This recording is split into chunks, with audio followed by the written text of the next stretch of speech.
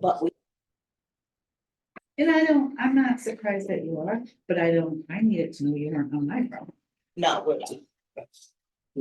And you can see the property lines, you can see where they surveyed, they got the poles in there, even up. But again, I don't know who put those poles, because there's no survey on file on the county. There's no, I don't know, did she say they don't do it on the? put she it said on they the- don't have to, they don't file it with the county. Okay, they file it here. But again, the county didn't say that, the county just said there's no survey on Are file. we there? Okay, Oh, well. all right, it's 7 o'clock. I want to welcome everybody to the February 20th, 2024 zoning board of appeals meeting. We have, on our agenda, we have 3 public hearings, some old business and 2 new applications for review. I'm going to change the order for the public hearings, just so that we have ample opportunity to provide discussion time for one of the applications. We do, though, at this time like to have and conduct what we call an open forum, which is a part of the meeting that we allow people to ask questions of the zoning board, items that are not on the agenda. There'll be opportunity to do that after the fact. So if anybody is here, has any questions about the function of the zoning board, what we are doing, they would like to ask of us that now. I don't think so. All right, that being said, we'll close the open forum and we'll move to the first item of business, which is the Donald Martin application.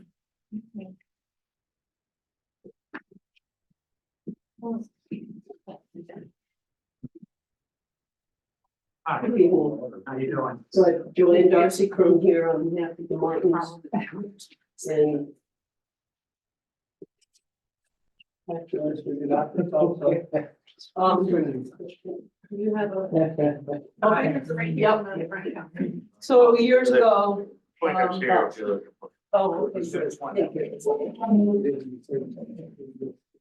So years ago, there was several years ago in the early 2000s, I think it was, there was a survey done of the Martins property and of Mr. Degossit's. And unfortunately, there was a stone wall along this line, but that's not where the property line was. The property line was a triangular shape down here. Mr. Degossit's didn't know it. Mr. Martin didn't know it, but Mr. Martin proceeded to improve this area in here.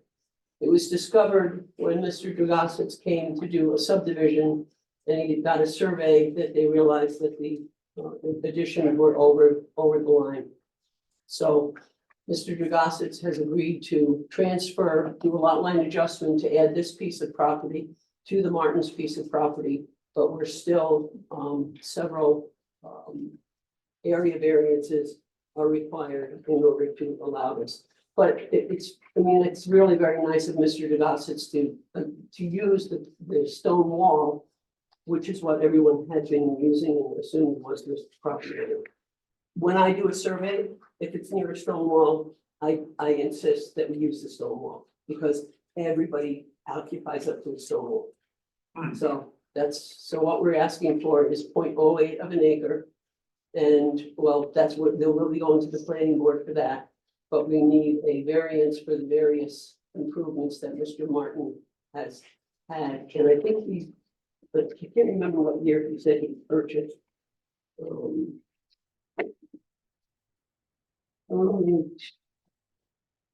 Well, George Martin owned in 1986. And Was it the subdivision somewhere in the early 2000s, right? I think that's what it was. Donald Martin purchased from his father-in-law in 2014. So these improvements have been placed over the several years since he's on it. So we're here to ask for a variance so that we can go to the planning board, so that we can get this lot line adjustment done, so that Mr. Dragotsits can get his subdivision done.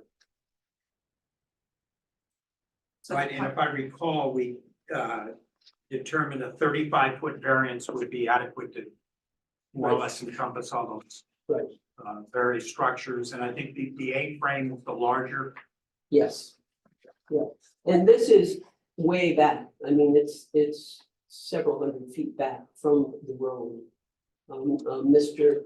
It's about 1,000 feet from Turnbull Road. Yeah. The actual property that Mr. Martin. Is.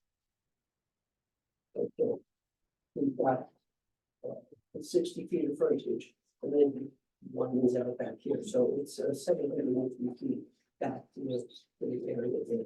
So the planning board will issue, They'll approve. they'll approve pending the variance is made. Yes. Stonewall is a 19th century farm.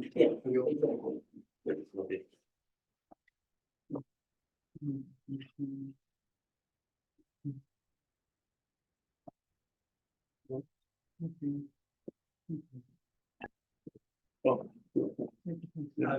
So, board members, we recall, that's what we decided on. Again, there was sheds and some other items that were placed either too close or even on the existing property line. And again, we decided on that 35-foot variance, which is substantial, but it was necessary to address.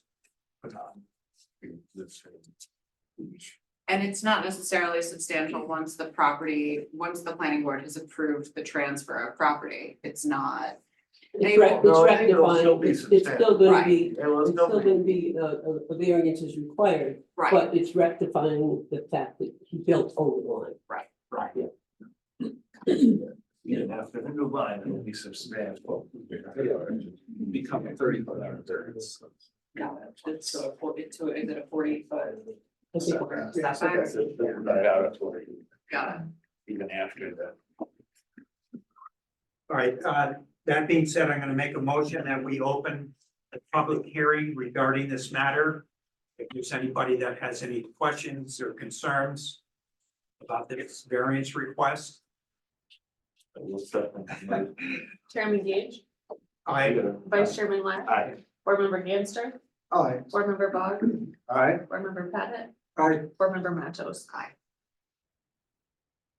Now you can go ahead. Now we can go? Yeah. Okay. How do I say this? I don't oppose the variance, provided that the board somehow acknowledge that should modifications or any new structures or that type of thing, that they all should comply with the current zoning. After if there's any modifications to these existing structures, that's all. okay. And we can, I recall that from the previous conversation, we could put that in as a condition of the approval of the variance, and that does get. And then I would not oppose the variance. Okay, That's not a problem. okay. Any other comments, concerns? We should just name an address for the record. Yeah, Jurgensen, I'm the guy doing the lot line adjustment. Oh. Sorry, I should have identified myself. John Jurgensen, 863 Turnbull Road. All right, that being said, I'm gonna make a motion to close the public hearing. Chairman Page, Aye. Board Member Matos. Aye. Vice Chairman Lack, Aye. Board Member Ganster, Aye. Board Member Boggs, Aye. and Board Member Pettit. Aye. Okay, I'm gonna go through the findings. First being, whether an undesirable change would be produced in the character of the neighborhood or a detriment to nearby properties. No, it's already there. Yes.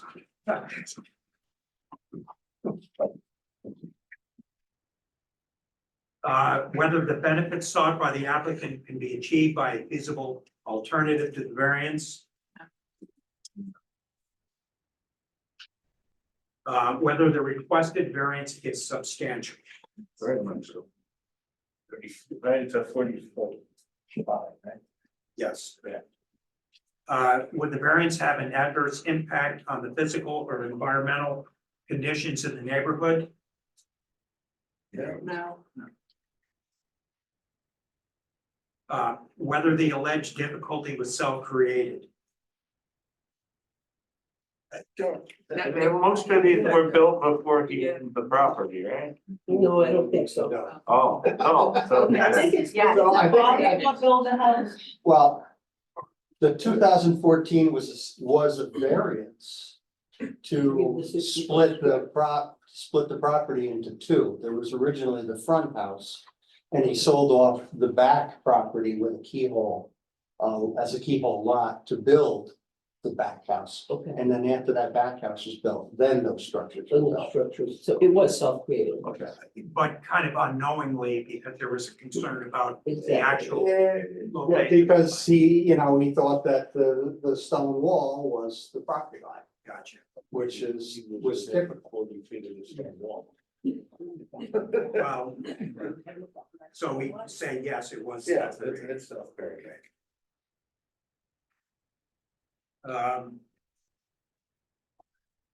So I'm gonna go ahead and address the variance. So I'm gonna make a motion that we grant to Donald Martin, 1035 Turnbull Road, Delancey, New York, SBL 65.00-2-28.22 setback variance of 30, side yard setback variance of 35 feet for an existing A-frame LP tank, outdoor wood stove, and storage sheds to facilitate a lot line adjustment between two adjoining properties, with the condition that any other placement of any other item is well within and outside the setback. Substantial modification. Substantial modification of the existing structure. Any construction. Any modifications to any existing, like it applies exclusively to any existing structure.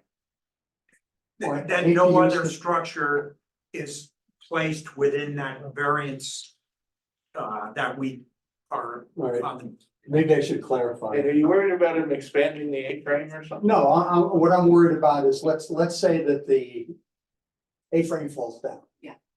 And collapses. Or one or the other. If he's gonna rebuild, he should rebuild to the variance requirement, So rather than at the existing. He should try to make to make the process, or make the I would situation, say to replacement of any of the buildings would be yeah. meet the side yard setback. That's why I used the word substantial, because I think the building code uses the term substantial renovation or modification. Okay, yes, because I think by rights, you could rebuild an existing foundation, but because it's kind of in an area that's been deemed as being in violation of the side yard setback, we want to prevent that. Right. So modifications as necessary to maintain the structural integrity of existing buildings. I'm not concerned with that. I'm concerned with if Replacement. if he Replacement, right. replaces it, or enlarges it. Right. That's why using the term, I was trying to go to substantial. Well, because- substantial modification, like if you need to replace the roof or a footing, that's substantial, but you don't necessarily want the building to come down, so replacement Okay. or. All right, I understand where you're Just to coming from. clarify, yeah. Okay. And again, that would be a condition. That would also without any potential new construction too. Right. Right. Well, doesn't the normal zoning law cover new construction? It would. Yeah. And again, I think the A-frame is probably the larger that would normally require a building permit. The others are smaller items, which at this point, there is no accessory building setback, but we're gonna be addressing that as well. But again, that no additional items or even improvements be within that 35-foot variance that we're designating now. A second. Thank Chairman you. Page, Aye. Board Member Matos, Aye. Vice Chairman Leck, Aye. Board Member Ganster, Aye. Board Member Box, I, Board Member Pettit. Okay, you're all set. Thank you very much, appreciate it. You're welcome. So we'll see you next one. Sounds good.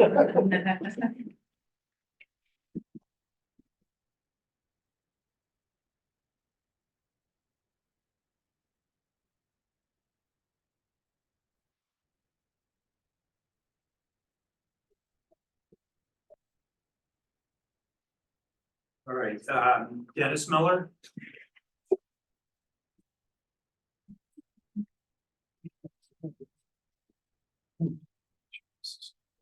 It's gonna require discussion. It's gonna be longer. You You already know.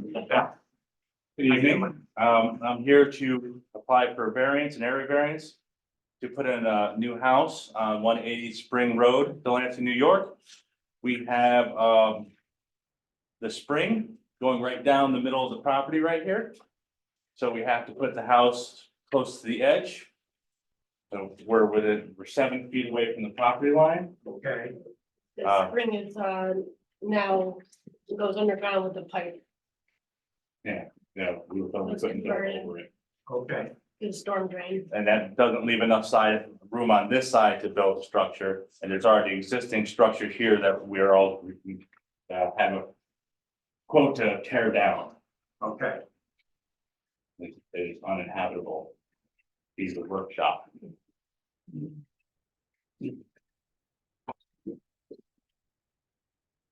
Now this is a pre-existing undersized lot. Yes. Okay. It's a double lot. It's Yeah, but it's already pre-existing underside. yeah. Yeah, because right here is the only buildable area. Do this for the setbacks. what is the building on the property now? Say it was a. It's a workshop? workshop. Yeah. So the way there's one from nine. Go ahead. I've already done that map. Well, no, that's somebody else's map, but go ahead and this could be called. And see if we can come up with the same.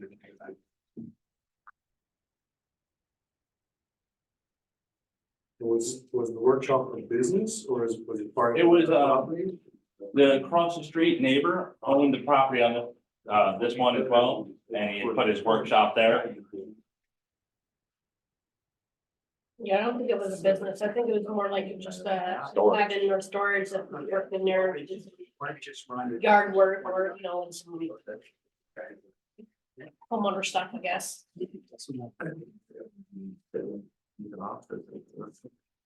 Yes, So. yes.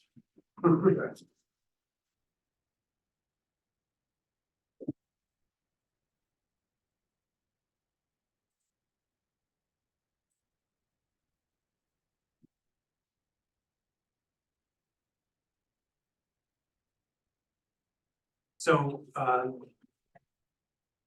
it's a pre-existing undersized lot. We prorated the setbacks based on the existing width of the lot. Compared to what it should be. So the actual allowance is 29 feet. As opposed to the 40, but you're gonna be 7 feet from that. So you'll be looking for a 22-foot variance. Yes.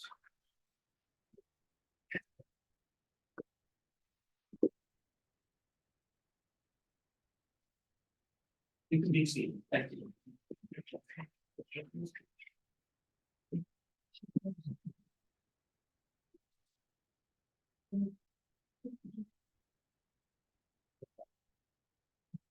I know we don't already. Okay, so we still need date for the front.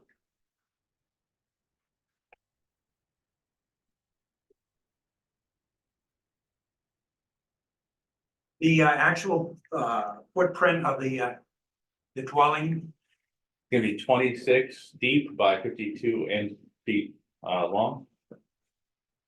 okay.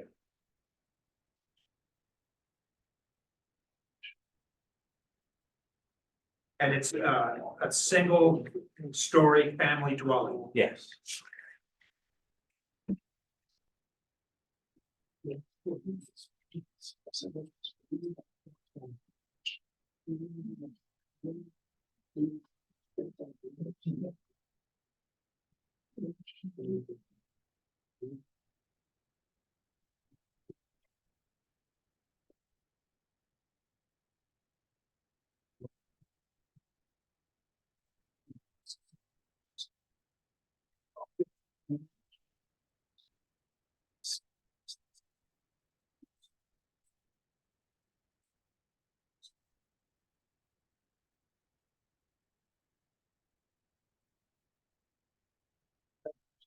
It will move that we open the public hearing in this minute.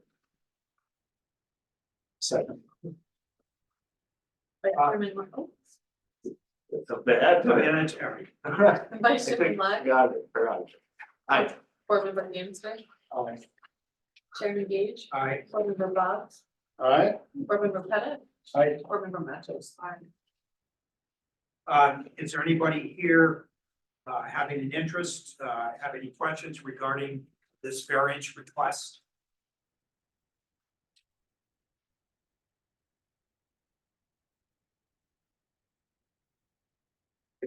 Make a motion that we close the public hearing regarding this matter. I'll second. Chairman Gage, Aye. Board Member Pettit, Aye. Vice Chairman Black, Aye. Board Member Amster, Aye. Board Member Boggs, All right. Board Member Mattos.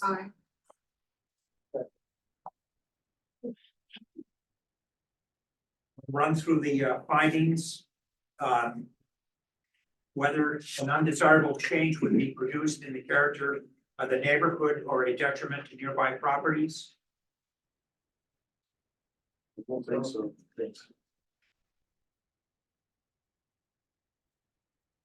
Whether the benefits sought by the applicant could be achieved by a feasible alternative to the variance. Could the structure be positioned instead of running north, well, east-west, could it be positioned north-south? It could be,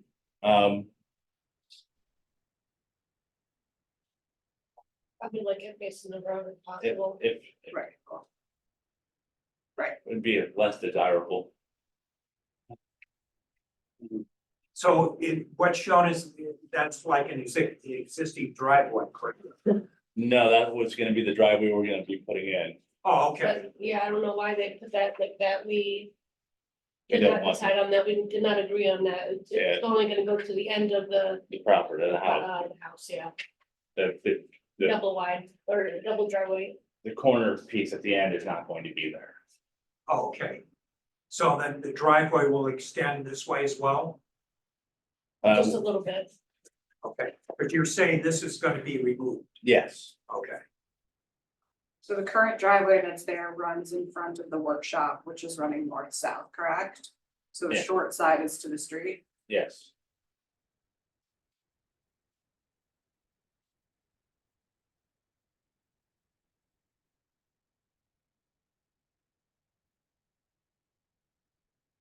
So again, would the benefit sought by the applicant be achieved by a alternative to the variance? Feasible Yes. alternative? There's a feasible alternative, which is turning. That's not desirable.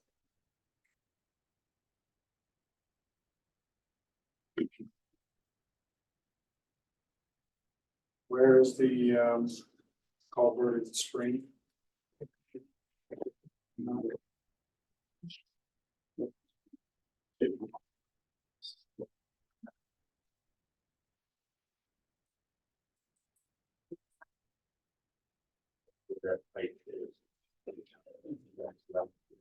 So it's like, is it like right in there?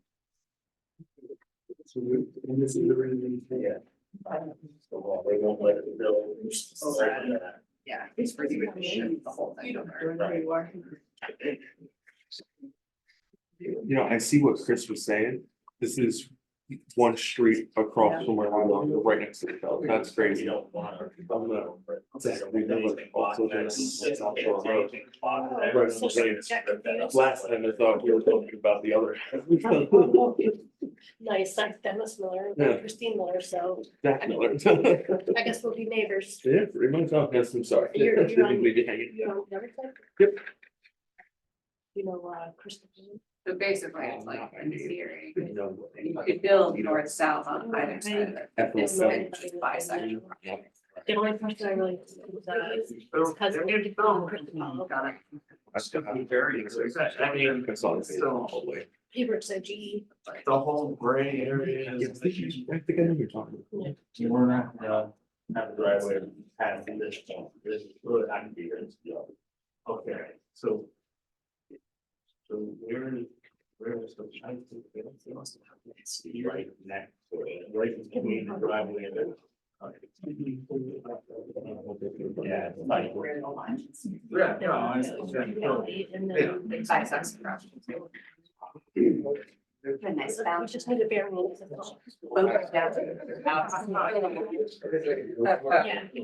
Yeah, I'll do. It's twice, right? Yeah. It's like-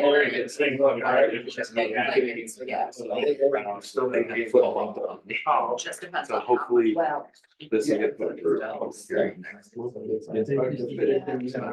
Right. So we have a look at process. Okay, so the next question would be whether the requested variance is substantial. Yes.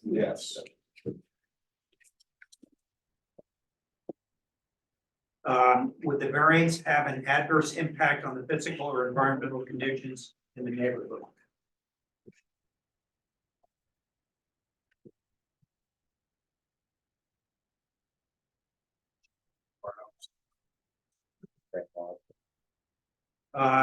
Whether the alleged difficulty was self-created. I guess you have to say yes, given the choice of the placement. Just building anything, yeah. With that strength there. Right, no, It's hard to certainly- build almost anything. Yeah, but, I mean, it's the. yes. L shaped, S shaped. Yeah. So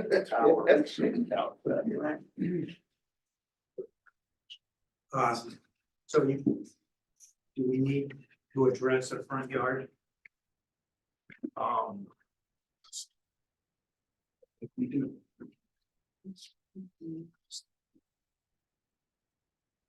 This is hard.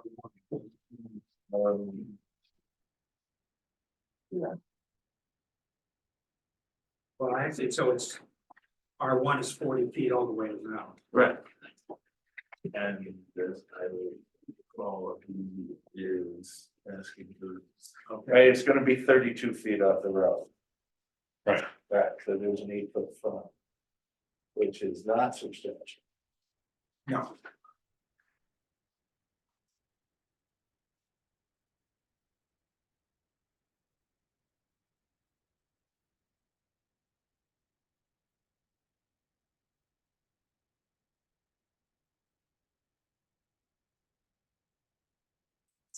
So this is, That's one, Joe. It's funny.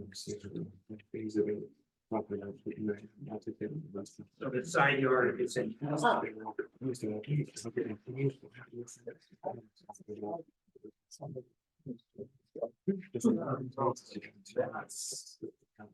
Yeah, no worries. Side yard to the, yeah. yeah, it's on the south side of the. Oh, pretty much, I think, straight across. Yeah, right, we're on, right, go across the street. It's kind of, it's a left, right, really. Some others we spread.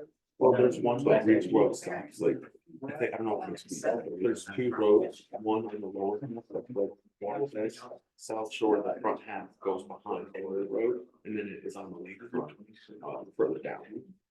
Yeah, and that's what. So it's basically, there's two roads right next to each other. What is the- Water. Making sure it's- Land like behind you all. You'll see, it's on the downstairs. Where that house was for sale, it was really, the restaurant. No, it's, we should, we can like the winners, right? Probably winners. Probably the winners. I think they live in the camper in the yard. Kid from. You know. So do we want to address No, I don't think he has. Yeah, no, not. Well, it's pretty existing. It's funny, you know, it's right there too. It'll be familiar. But, sometimes, Yeah. it's not really. yeah, more. Yeah, well, it's not like, not doing. Any other questions? It's just private residence for family. I do as much as I love my family, I need one separating wall, just one. I'm not used to not Well, reforming it. Well, you can if you want, but All right, I will move that we grant Dennis Miller of 55 Manor Court in Rotterdam. Variance at SBL 35.06-5-44.1 for an east side variance of 22 feet and a front yard variance of 8 feet on a pre-existing undersized lot for the construction of a 26 by 52 foot, 1-story, single family dwelling. For the findings of section 14.5.2B, providing a building permit be obtained within 6 months and all other aspects of the be compliant.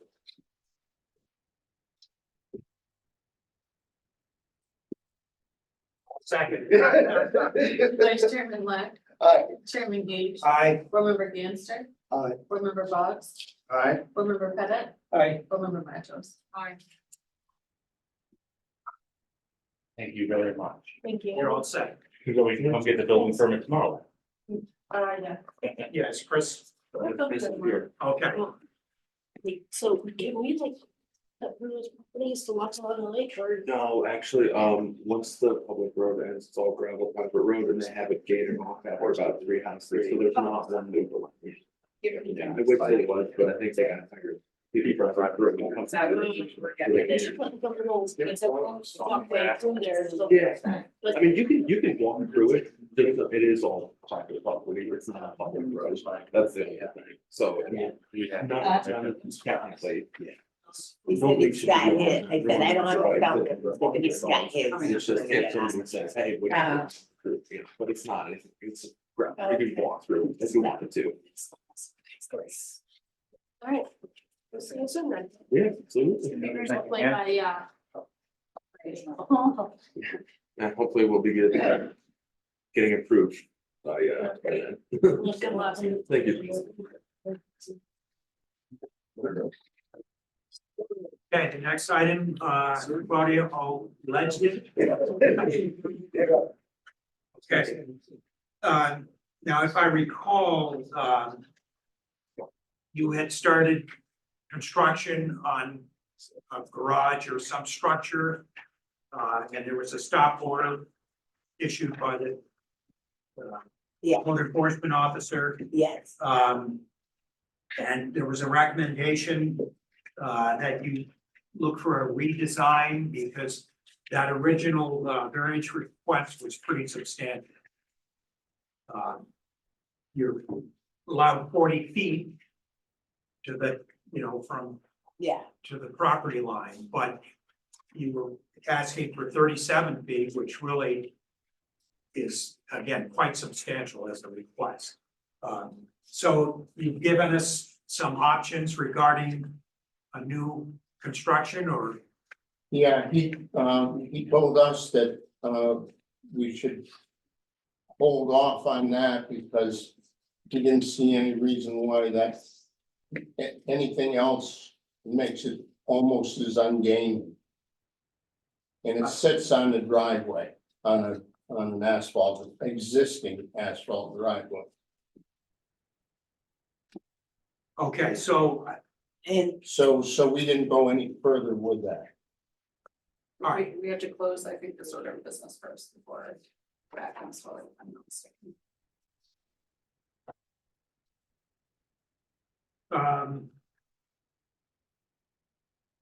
So what is your intent at this point? You said, come here and in all likelihood, we could leave it at the same footprint. But still the same variance request? With the same, Yeah. And our neighbors thought it was on their property, which it's not.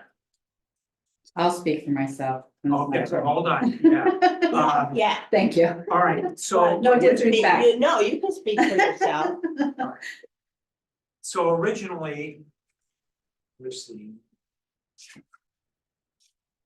This is the area that we were looking at, right, between this side of the house, from the end of the house to the property line. okay.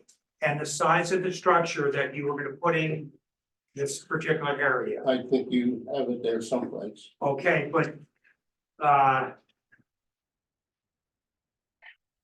Well, I'm trying to make heads or tails of it. How wide is this structure that you're now proposing? I believe it's 30. I didn't bring the stuff I thought. Who's it, Chris? Yeah, Had all that stuff. let me see. There's no changes in this, in the garage. None. Okay. Everything is the same. We just stopped right there. It's already framed up. It's just a metal building. And it's pinned to the, no footings, nothing. It's just, I leveled for the driveway, asphalt driveway is level. And it's just pinned to the driveway. It's just a steel metal building. That's all it's ever gonna be. She broke her neck, so I wanted to put it near there, the overhang of the house. And then we got an entry door right there, so she didn't have to walk into the snow and stuff like that. It was mainly, that's the reason it's set there. You're putting siding? Yeah, I got those. Side, you Again, put I'm siding trying to figure out, your house? what was the We original have- part? You've got, Well, There's a the garage. side. The entrance original one. in the garage. The garage that To you're go putting up? around, Well, yeah, this is- to the house, yeah. this is Put what's over there. in the front. Yeah. Doorway. And apparently, Yeah. darn near all of this was gonna get, You didn't move your entrance to your house. really, there's no. That's still on the front side. Significant room to build. Where it's always been. Yeah. Prior to. Right. So the structure that you were intending to proceed with, Yeah. what's the width of this? You got those dimensions. Where, This is showing 39.5 feet. That's how much space you have between the edge of the house and the property line. Yes.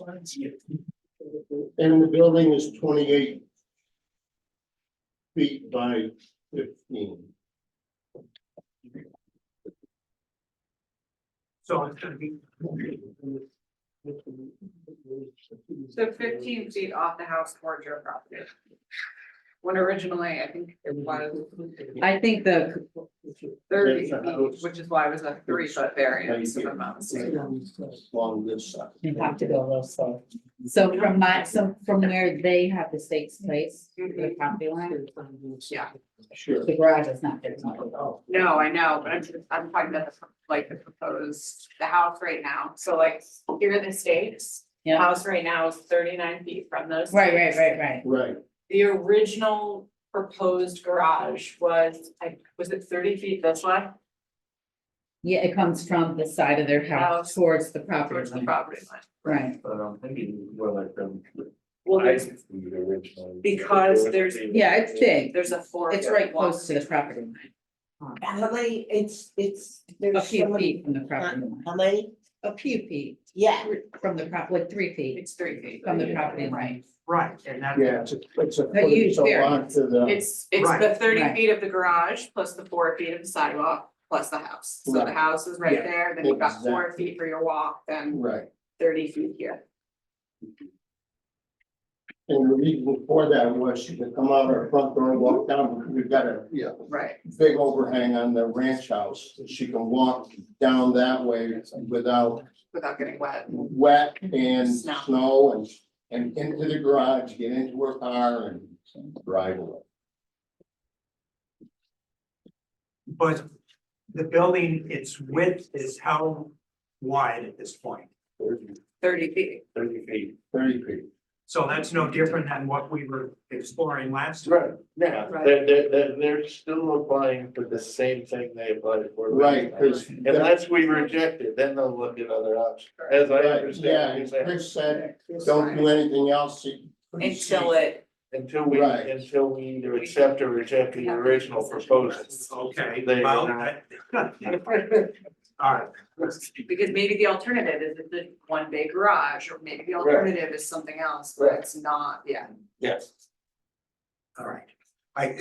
But that was kind of the idea, that's why we had tabled it with the expectation of a redesign that wouldn't require this significant of a variance request. I don't think we tabled it, I think we scheduled it. Yeah, we Hearing on it. public We hearing. scheduled it for a public hearing on this. For exactly, hoping that this would be, but have you spoken to them about alternatives to what? Oh, yeah. No, Chris. Our neighbors? We went No. to, I spoke to Spoke Chris. to Chris. And he said, don't do anything in all likelihood, you might be able to leave it the way it is. The building's already standing. Yeah. Right.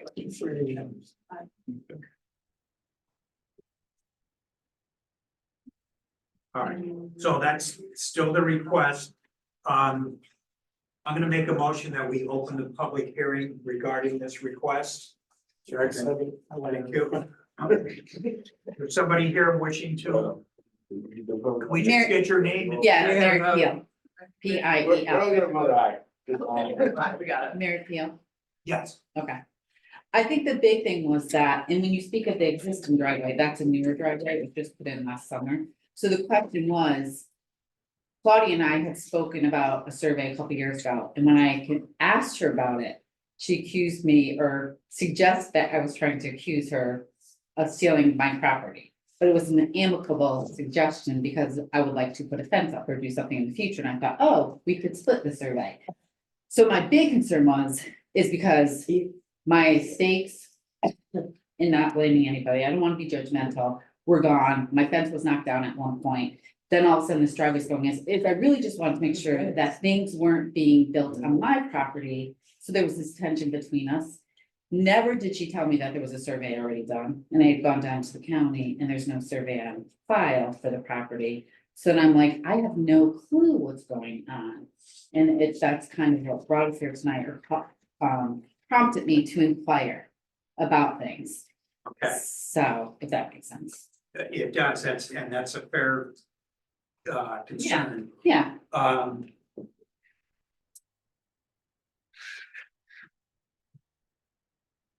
So the property line that exists now, you're not sure of its precision, Well, they've done two, so they. well, Got a copy of the survey.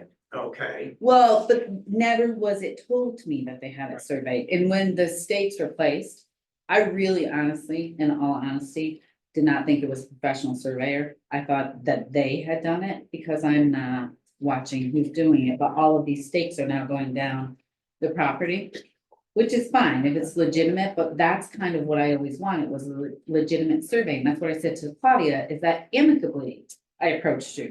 But it wasn't well received, and that's neither here nor there. The bottom line is that respectfully, I think you have to respect the boundaries in people's properties, and when you communicate with one another and there's a full understanding and things are being done legally, then hopefully the outcome is in your favor, or you can work towards an agreeable outcome. Mary, how could you think we never respected your property? Claudia, it's no disrespect to you. It's like, if there's not a survey, I'm a professional. Did you survey your land? I didn't, but I did. I call did for one. twice, Right, I because didn't- you were complaining. Claudia, this isn't an argument. It's No, I don't, well, no, we're here at, it's not Right. an argument, Right, it's not. but. So you- I asked you about a survey, and no, within the time since we I talked wanted about to it. share, you can't share surveys. Yeah, Claudia, I don't know that. I don't know that. You can't- But I if you asked want a you, survey, but if you want- had it done, why didn't you say, Mary, I've already had a survey done? I'll show it to you, instead of saying, You are you? didn't see, Do you think You I'm didn't trying to steal see- your property? you didn't see the surveys. Okay, sorry, that was disrespectful, that was disrespectful, I'm sorry. So it stands at this point, Sorry, No, it's fine. I'm sorry, I'm good. sorry, I've had you for me, so. I'm sorry. All right. Well, notwithstanding the concern about the proximity to the property line, do you have any other concerns then? No, I wouldn't, as long as they're not in the property line, well, let me rephrase that. I don't know what it means for the future, like, because I do feel like.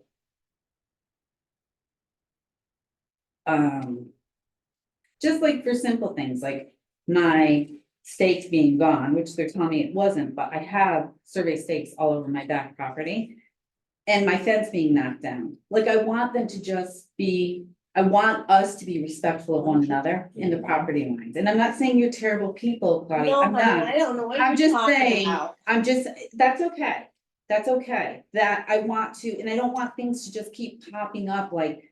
I want you to do what you can want to do on your property, Of but course. right, but I just want to be respectful, like, And- cause then this part where you put the garage. Makes it harder to maintain that little section, but that's okay, like, that's okay, as long as something doesn't keep popping up. All right. So, does that make sense? It does make sense. So the concern, again, this is a very substantial variance request. Also, my understanding that no building permit was obtained prior to this construction. You're correct. All right. Which is, My again, fault. well, but it Yes, doesn't bode well I because know. generally, if the building inspector has an opportunity to survey the construction, it would prevent concerns like this. But again, we're still looking at a rather substantial variance request itself. Okay, There is, again, the thought of redesign.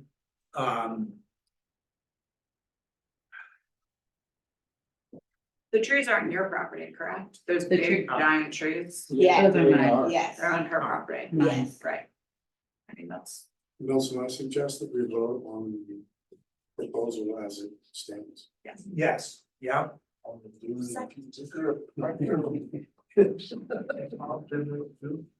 No. Well, if it's equal from the house. It's, Oh, it's, yeah. okay.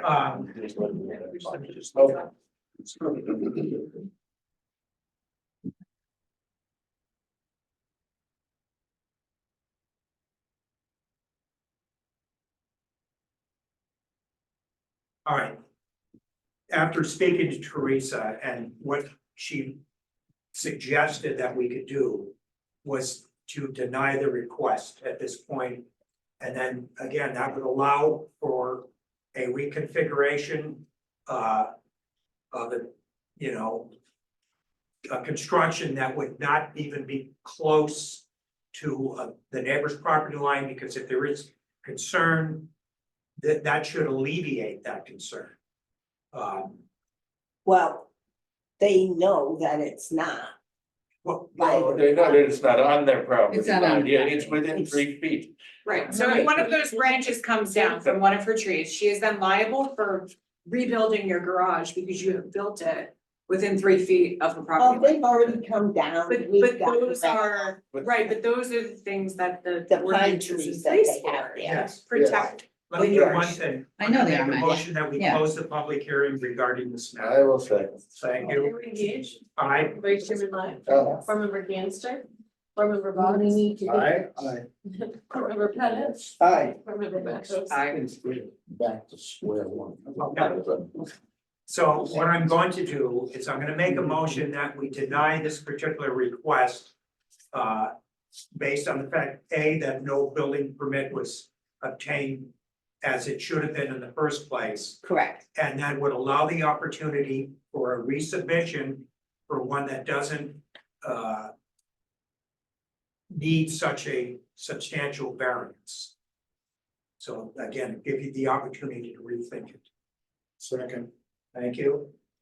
All right, so what do you mean by rethink it? Tear it down? No, you can't, Oh, well, you can't continue to, you say, what do you do? well, you're gonna have to rethink how you're gonna use that space that you have. Because it should be a 40-foot setback in the first place. And Do you understand that? It's gonna be on.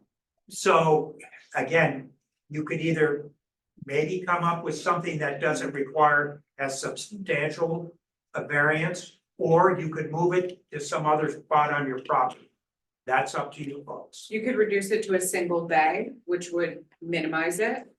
But then it wouldn't be as substantial of a variance, but as it stands right now, continue with it, obviously. Yeah, So we need to come back in a file, is that what we need to do? Yeah, put on full of permit, right? Do we need to do that or what? I don't know, Chris will have to address that. Okay, I'll give him a call. Yeah, you can, right.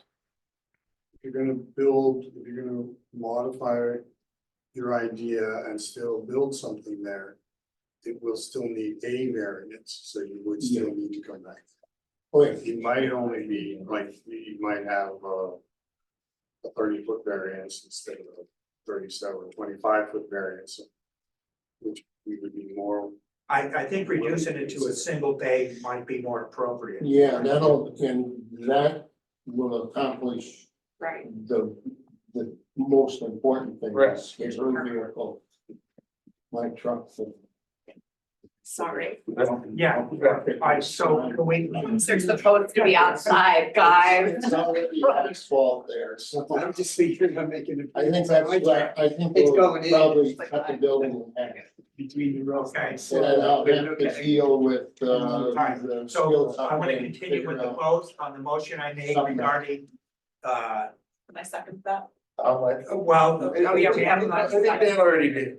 Okay, yes, sorry. I, Board Member Boggs, Alright, Vice Chairman Lai, Aye. Board Member Gamster, Aye. Board Member Pettit, I, Board Member Mentos. Aye.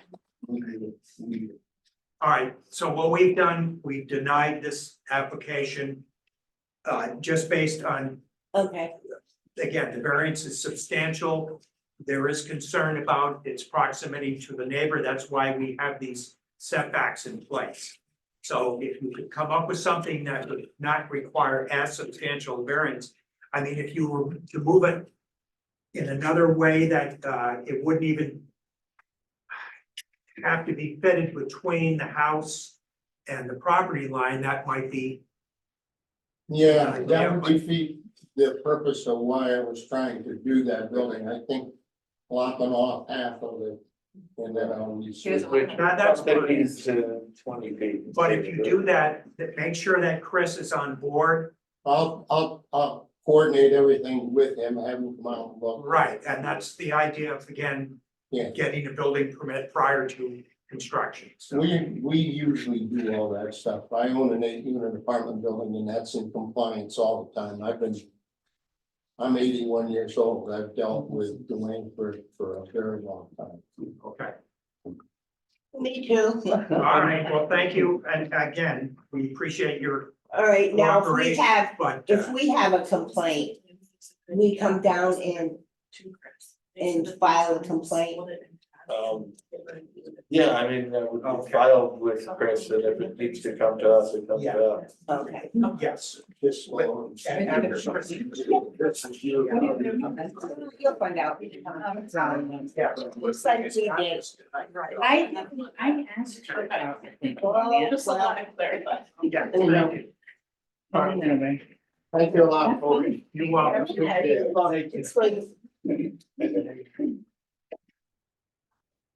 I thought we were good neighbors. Claudia, I didn't say. Neighbor. Communication is key for all of us. Yeah, it is. And if you have something like this, have a survey. Send it to freedom. Yes. No. And- But we were building on. I know, but the other thing that I hear was you say you understand. But if you understand, like, I don't know. What's this big- All right, Corinne, what's next? Hi, Sophia. We have You just had said- survey. I know. Hi, I'm so glad I'm not the most exciting one tonight. well, it's, Just wait. Plot twist. You're gonna be more exciting.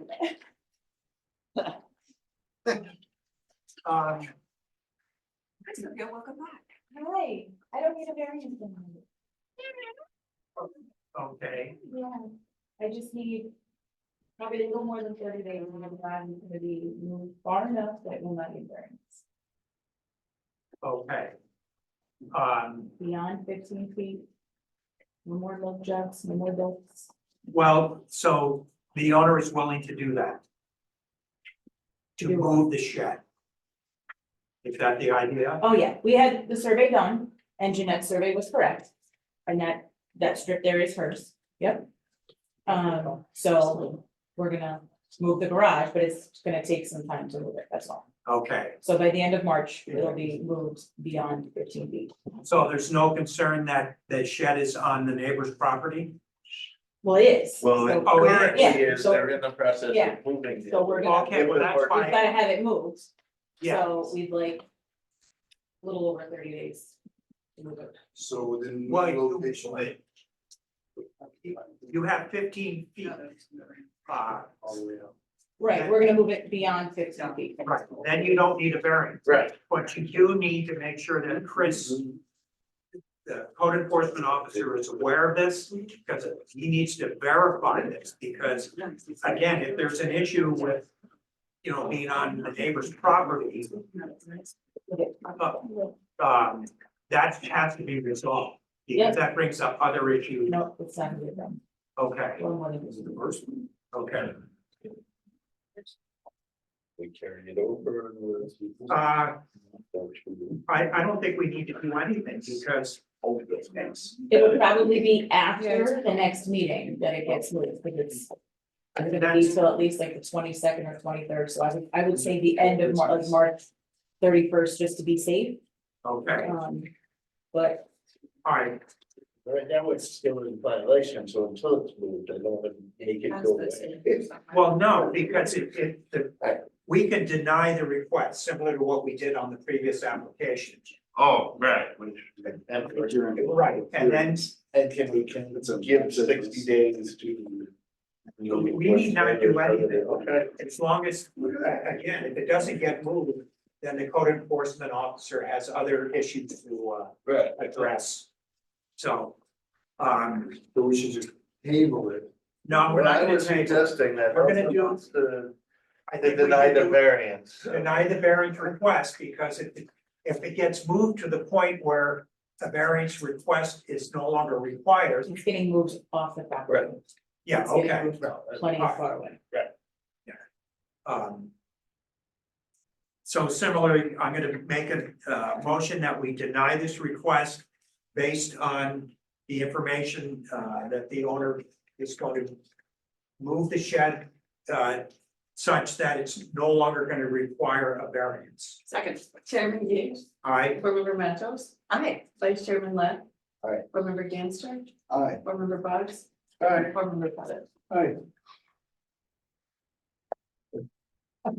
Thank Thank you. Take care. thank you. Yeah. You're done.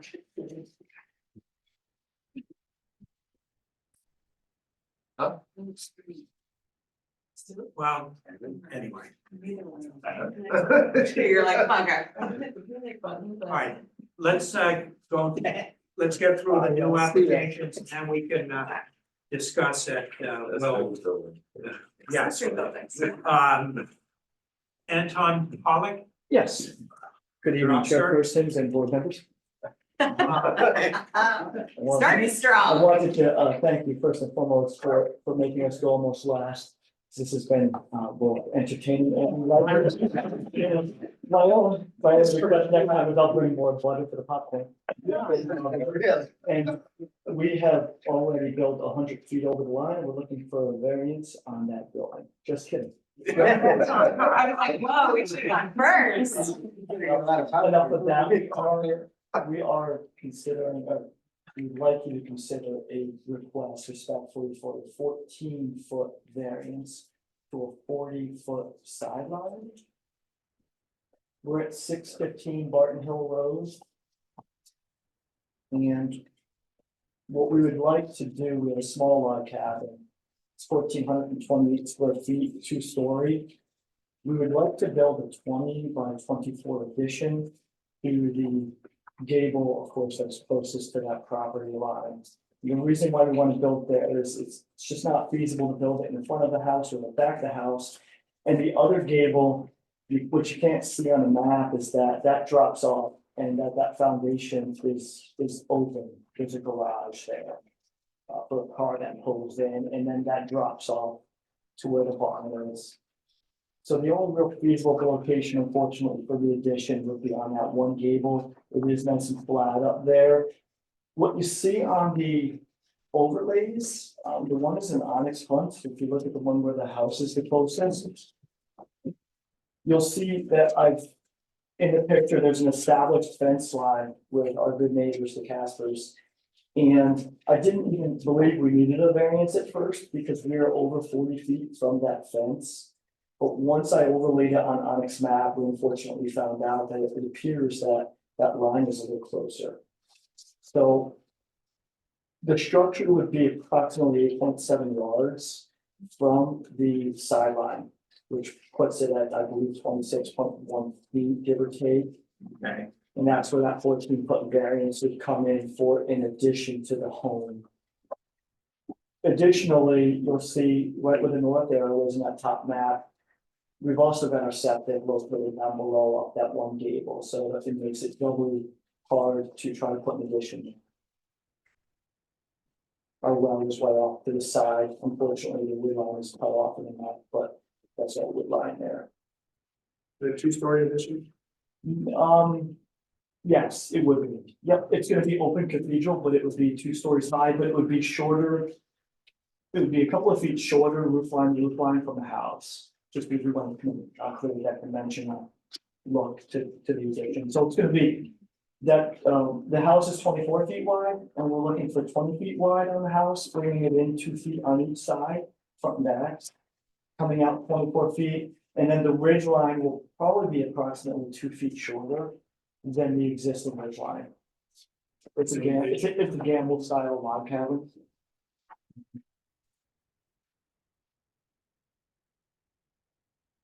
And it's gonna be more or less an extension of the existing dwelling. Exactly, it's gonna be a 3-walled structure, it's gonna be attached to the house as it is, and they're gonna take that existing, they're gonna open that right up. Just so that we have basically more living room space, there's no additions to plumbing other than heating.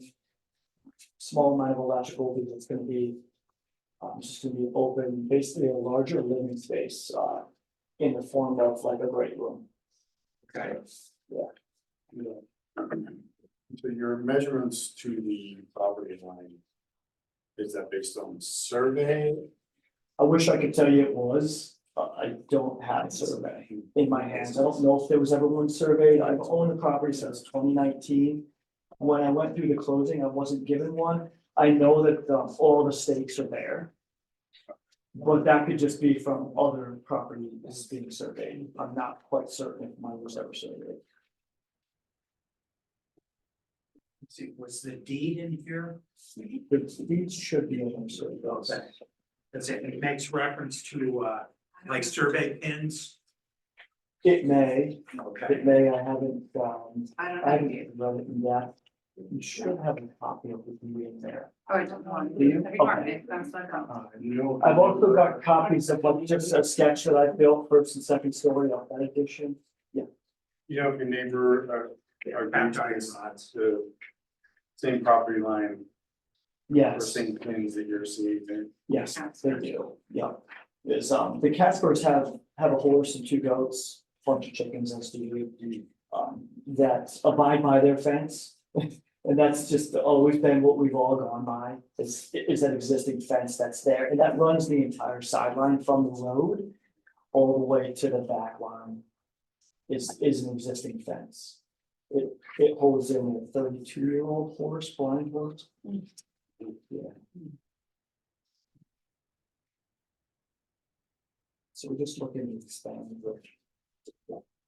It would look at, it would appear exactly the same as the house does now. Have you checked with the county to see whether or not Schenectady has any survey or any historical survey that's there? No, but that's a good idea. Is that who I would go to say? Wasn't sure if the town has something. But it might not be on file if you were paying attention.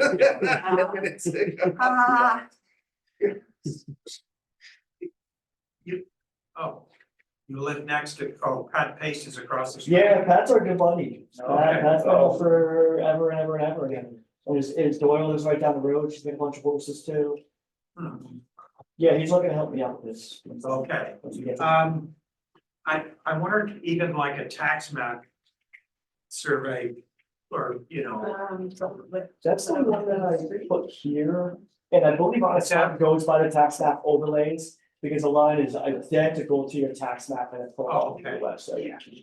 There's one in the geolocation over top of, Yeah, okay, because, yeah, over top of the images, and all this, but. Right, the tax brackets are. The others, it's off the top of it. Exactly. Gotcha. Okay. okay, but the property configuration itself looks similar enough to, Yeah, like this is, you have all of the degrees, but it's being generally along a stone wall. Yeah, and we know about those stone walls. We learned about do. that. Good joke, but like. Those old English stone walls. rock on that wall. Yeah, I know. It's funny because on our property board, and I've walked it many times, our pins are located on those stone walls, so it makes me weird now. But the pins and the stone walls do line up. But there is no stone wall on this sideline between us. It's just a regular fence. Is that Paul Casper's house? Yeah. Yeah, it's Paul. Yeah, we might source some of the stuff through Bellevue. Some of the material, so. We're actually using Bill Wenzel to put the Bill's company, does a lot of homes. yes. So we're sourcing the materials through Bill's company. Okay, And if you brought this 2 years ago, Pat and Bill still would have been on the board. and that's true. Seems like a very nice Christian. Yeah, so again, you're looking for a 14-foot side yard variance, Yes, sir, okay? approximately. Is that the west side? I believe we'd be looking at the southern side. Yeah, south. Yeah, because my front porch, because on the front of the house, looks like it's sunset. Okay,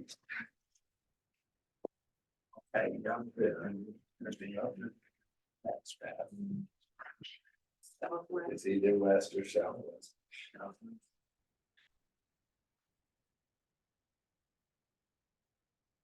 Oh, did you just use the sun as your gauge for?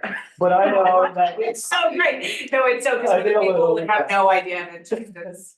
My husband's always like, I like to watch the sunset, like, yes. the westerly sunset. I'm a conservation officer, so we just, we're. That's awesome. Yeah. Good way to put it. You can have a seat. Thanks. Any questions? No. All right, I'm gonna address seeker and then somebody's willing to set a public hearing for this. ZBA determines that this request for an individual setback and lot line variance is an exempt type 2 action pursuant to Title 6 NYCRR Section 671.5 C 16, and no further action pursuant to seeker is required. I will say, Chairman Gage, Aye. Vice Chairman Lett, aye. Board Member Danster, Board Member Boggs, Right? Board Member Pettit, Board Member Matos. Ooh, safety hearing, you wouldn't wanna get measurements to the septic, measurements to the. Oh, no, I mean, not now, something that we would ask him to bring next meeting for the hearing, because we usually do ask for stuff like that. Well, is this construction gonna be proximate to like your well or septic? It will not be, no. Okay. The septic's on the other side. Right. For exactly that reason. And it doesn't look like it's even close enough that, to a neighboring property's dwelling, that would be a concern. Right.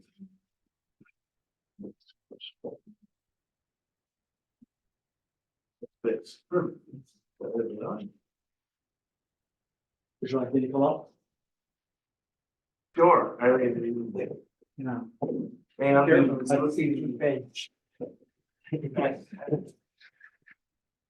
Yes. this is Yeah. Paul's So that property. is the McCoys. Yeah, I'm telling. Oh, no, that's the close of you. Right. That is the European. I'm having contractions That is for 24 hours. Have you? Everything's fine. So the house is a. My wife says that 3 times.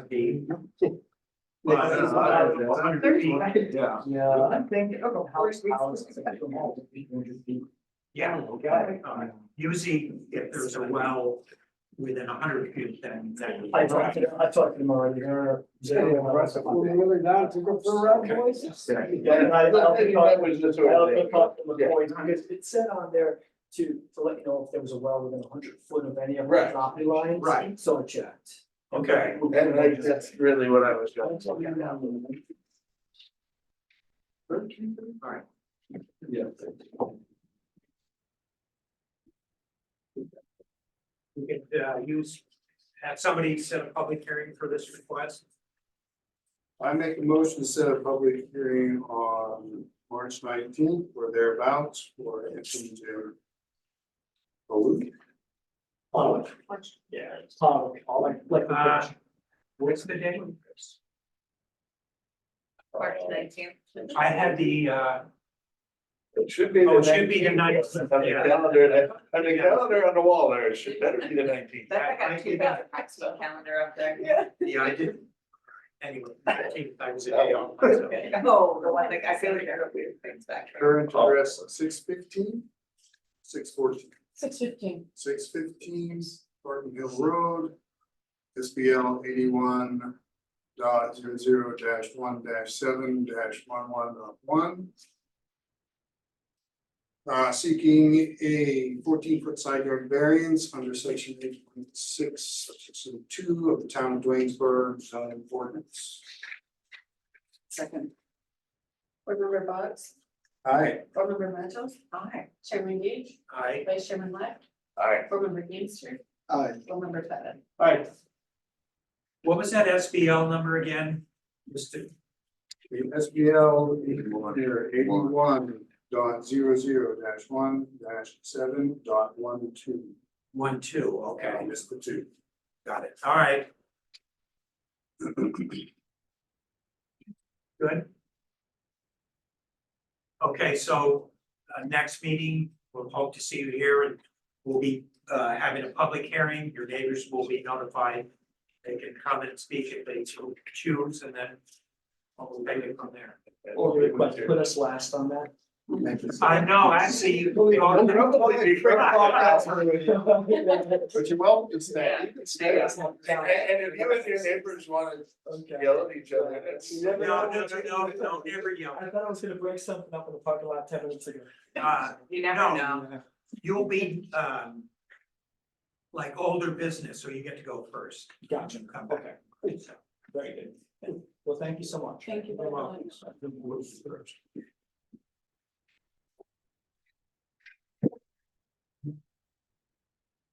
Well, The best for last. follow, yeah. So I'm Zachary Miller, proposed project for 766 South Shore Road. Looking to put a 2-family, single-story side-by-side with a large joint basement. It's a previously undersized lot. The entire neighborhood's pretty much non-conforming, things like right on the lake. Yeah, So based off of, I was here the 15th, I guess something happened with me, I got postponed, I'm new to all this, I never done anything like this. So they said, I was supposed to have a meeting in January, but it got canceled. I was here for a special use permit on the 15th, but they said I had to get the variance before, right? yes. So, there's really only one location I can put the house on the entire property, which I have it's going right here. It's a 30 by 66 ranch style. The lake is here. I'm going to be removing the mobile home that's here and relocating, well, replacing the grinder, getting rid of the grinder pump here and installing a new one here. The main sewer connection for the town is also here. Because of the prorated lot, I actually didn't need as much of a variance as I thought, which is always a plus. Yes. So my thought process is, unfortunately, this is one of the few lots around the lake where National Grid decided to put a power pole dead smack in the middle of the property right here. So the power line is running directly cutting it in half. I wouldn't be able to run the house lengthwise because I don't meet National Grid setback, which unfortunately overrules everything. Eminent domain is fun. So I can only put it sideways here, and I decided we had to shift it off to the left, which is where I'm requesting the 10-foot variance from the neighbor's line here. Because to maintain enough width with the already existing gravel driveway, it'd be 20+ feet to the property line. In case National Grid needed to get to the pole to access it with their larger trucks. And I can't have them drive over the top of the grinder pump because they'll collapse it and crush it in. So it's literally the only place I could put it here. I can only put the grinder pump here. And they would have plenty wide enough access to get around the house to work on the line if need be. I also spoke with the sewer department. They said because there's an active connection to the property, I wouldn't need any type of new permitting. It's just a disconnect and a reconnect. I also spoke with DEC and I'm currently going through all the motions with them to get the permit. Technically, the house is not within 100 feet of the lake, so I wouldn't need the permit. But removing the trailer and digging up the pump are. So I'm gonna just encompass the entire project in the permit, because I'm also assuming the house might not be built 100 feet, but the construction vehicles driving on and off, storage of materials are probably gonna be. The South Shore Road is right here. We also have a gravel parking lot across the road, as well as a gravel driveway and a larger kind of semicircle parking area here, so parking is no issue at all. There's an existing well, existing town sewer, existing power hookup, trying to check all the bases. So you own the property on the other side of the road? Yes, so this is, oh, died on me though, where do we go? There we go. Oh, the battery's dying out, but yeah, so this is South Shore Road right here. This is the existing driveway, and then this is an additional, I believe, 50 to 75 feet that we own that is already turned into a gravel parking lot. Okay. So are you living in the trailer now or? No, actually, my grandmother lives on this property. It's been in the family for almost 100 years. And it's the last mobile home on the entire lake because it was grandfathered in. And it's just getting to the point where it's time to get rid of it. And it's a 2-family because, I mean, it's not gonna be an income property or an investment property for renting it out. It's gonna be purely primary residence.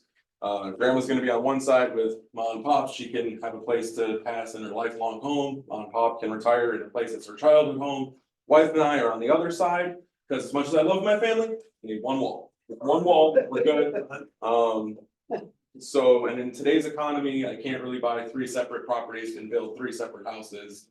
This is the much more economical way to do it. We all have shared expenses, splitting the bills, trying to make sure everyone's taken care of in the most efficient way possible. So it's like a duplex? It's a side-by-side duplex. Gotcha. Instead of up and down. Just, And the reason for the side-by-side, instead of the up and down, which would be a lot easier for the variance, is 3 elderly people, 2 of which can barely get up and down stairs as is. so it's all a single story? Yep, single story, but it will have a basement as well. So from looking at the front of the house, it looks as a single story. From the back of the house, it'll be, it look like a 2 with a basement. Lake, so you. Right, Yeah. right, and then we've got the patio area out back that is gonna, you know, as well as it's gonna be one large kind of storage area underneath there. Now, you talked to Chris Parslow about this? Yes, I spoke with him over the phone. I spoke with him last meeting here as well. The only thing he had mentioned was he told me to get some information from the sewer department by the next meeting, which I did. They said, it's all good. All you gotta do is call us out. We'll come mark it and they can dig it up. We don't have to Okay. permit it or anything. Well, did he mention anything, because it says, a 2-family dwelling is permitted by special use permit. Yes, that's what I was here last time for, but I have to get the variance Oh, first. you were gone to this. Go to the Yeah. planning board for that. I have I should have a public hearing for the special use permit the March 21st. And so it actually lined up pretty good, because they were gonna push it until April, and I was like, any way we can do it sooner, they're like, actually, it lines up 1 or 2 days after, so it works perfect. Yes, yeah, okay, So, but I just wanted to. make yes, you yeah, no, aware. we went through that, I had to get the variance before the special use. It just, with the January meeting being canceled, something with the scheduling, as well as there being another Miller with a house in the exact same neighborhood. It got a little confused and mixed up, so I think we got it all straightened out now. Okay.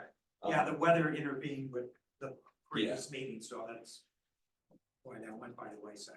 All right, so then, again, we're looking at a variance. So it should just be a 10-foot variance on the Well, let me westerly see. side. What's the width of the property?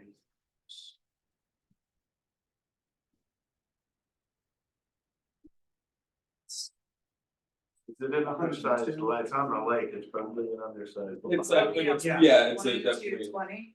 it's I think it's 100 and the length of the property, I believe it's 250 feet long by like 102 feet wide total. Okay, that's the figure we need. Normally, That affects. yeah, Yeah, because I think when they did the math last time, they used the prorated setbacks, and they said it was about a 27-foot setback instead of the 40. And Okay. then with moving it to the left, we wouldn't need the variance on the right half. Only the left half for making it within the kind of 20 feet mark. okay, oh, that's right. Right, because you're gonna be 7 feet from the property line, is that what? Yes, because on that side, it would be about 17 feet, so then with the 10-foot, it should be about 7 feet from the property line. I think unless I said that wrong. Right, but if it's 7 feet from the property line and the required would be 27, then you need a 20-foot variance. No. It looks like it's give or take 10 feet from the property. Yeah, I'm just trying to open mine up here, because I think we read. Of course, mine take it out.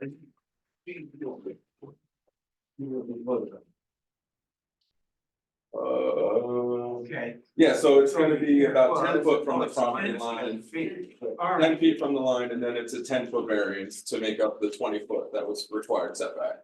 well, they. Actually, the setback would be 27, but you're gonna be 10 feet, so then it would be a 17-foot variance, correct? If those numbers are good. I think, I don't see, now I'm. All right, Oh, okay, there's the 10220, so what's the required? It's L1. Yeah, it's an L1 L1. zoning district. so, yeah, whatever, So what's required in L1 as far as 45. front? 40 foot 175. front setback. So it's. And then I think it's 20-foot side setback and 100 feet from the lake. Three. So if it's a 20 setback and I exceed 10, it would be a 10 variance. Okay. They have about 23, 24. All right, we'll say 24 then. And it's gonna be 10, so he needs a 14. Or, right, which is what I have in the first. Oh, okay, well, now we know where, now we know where it came from. Yeah. But Now we know why it's 14. All Well, right. I just want to have somebody else confirm the same math that I did because. Okay. I just wanted to make sure, because I started getting confused with So- what was on the paper. So what you have is 102. Yeah. Of road frontage. Yeah. 175 would be normal lot. Right. So we divide that.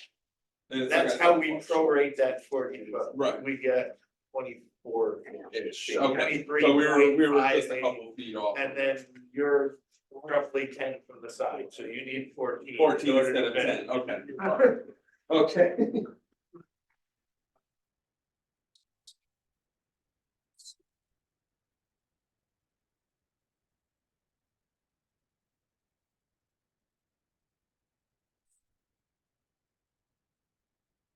So does that make sense to everybody? So I'm gonna, you can have a seat. Oh, okay. I'm gonna address seeker, DBA hereby determines that this request for an individual setback and lot line variance is an exempt type 2 action pursuant to Title 6 NYCRR section 671.5 C 16 and no further action pursuant to seeker is required. Second. Thank you. Chairman Gage, Aye. Board Member Ganster, Aye. Vice Chairman Left. Aye. Board Member Box, Aye. Board Member Pettit, Aye. Board Member Matos. Aye. Okay, so we need to have a public hearing set for this variance request. I will move that we set a public hearing for Zachary Miller, 377 Kent. In Rotterdam. The public hearing from March 19th at 7 o'clock is going to after it can be heard. For a 14-foot side yard setback. For SBL 35.19-2-. Second. Vice Chairman Left. Aye. Board Member Matos. Aye. Chairman Gage, Aye. Board Member Ganster. Aye. Board Member Box, Aye. Board Member Pettit. All right, You're all thank you very set. much, appreciate Thank your you. time. Here. Good job.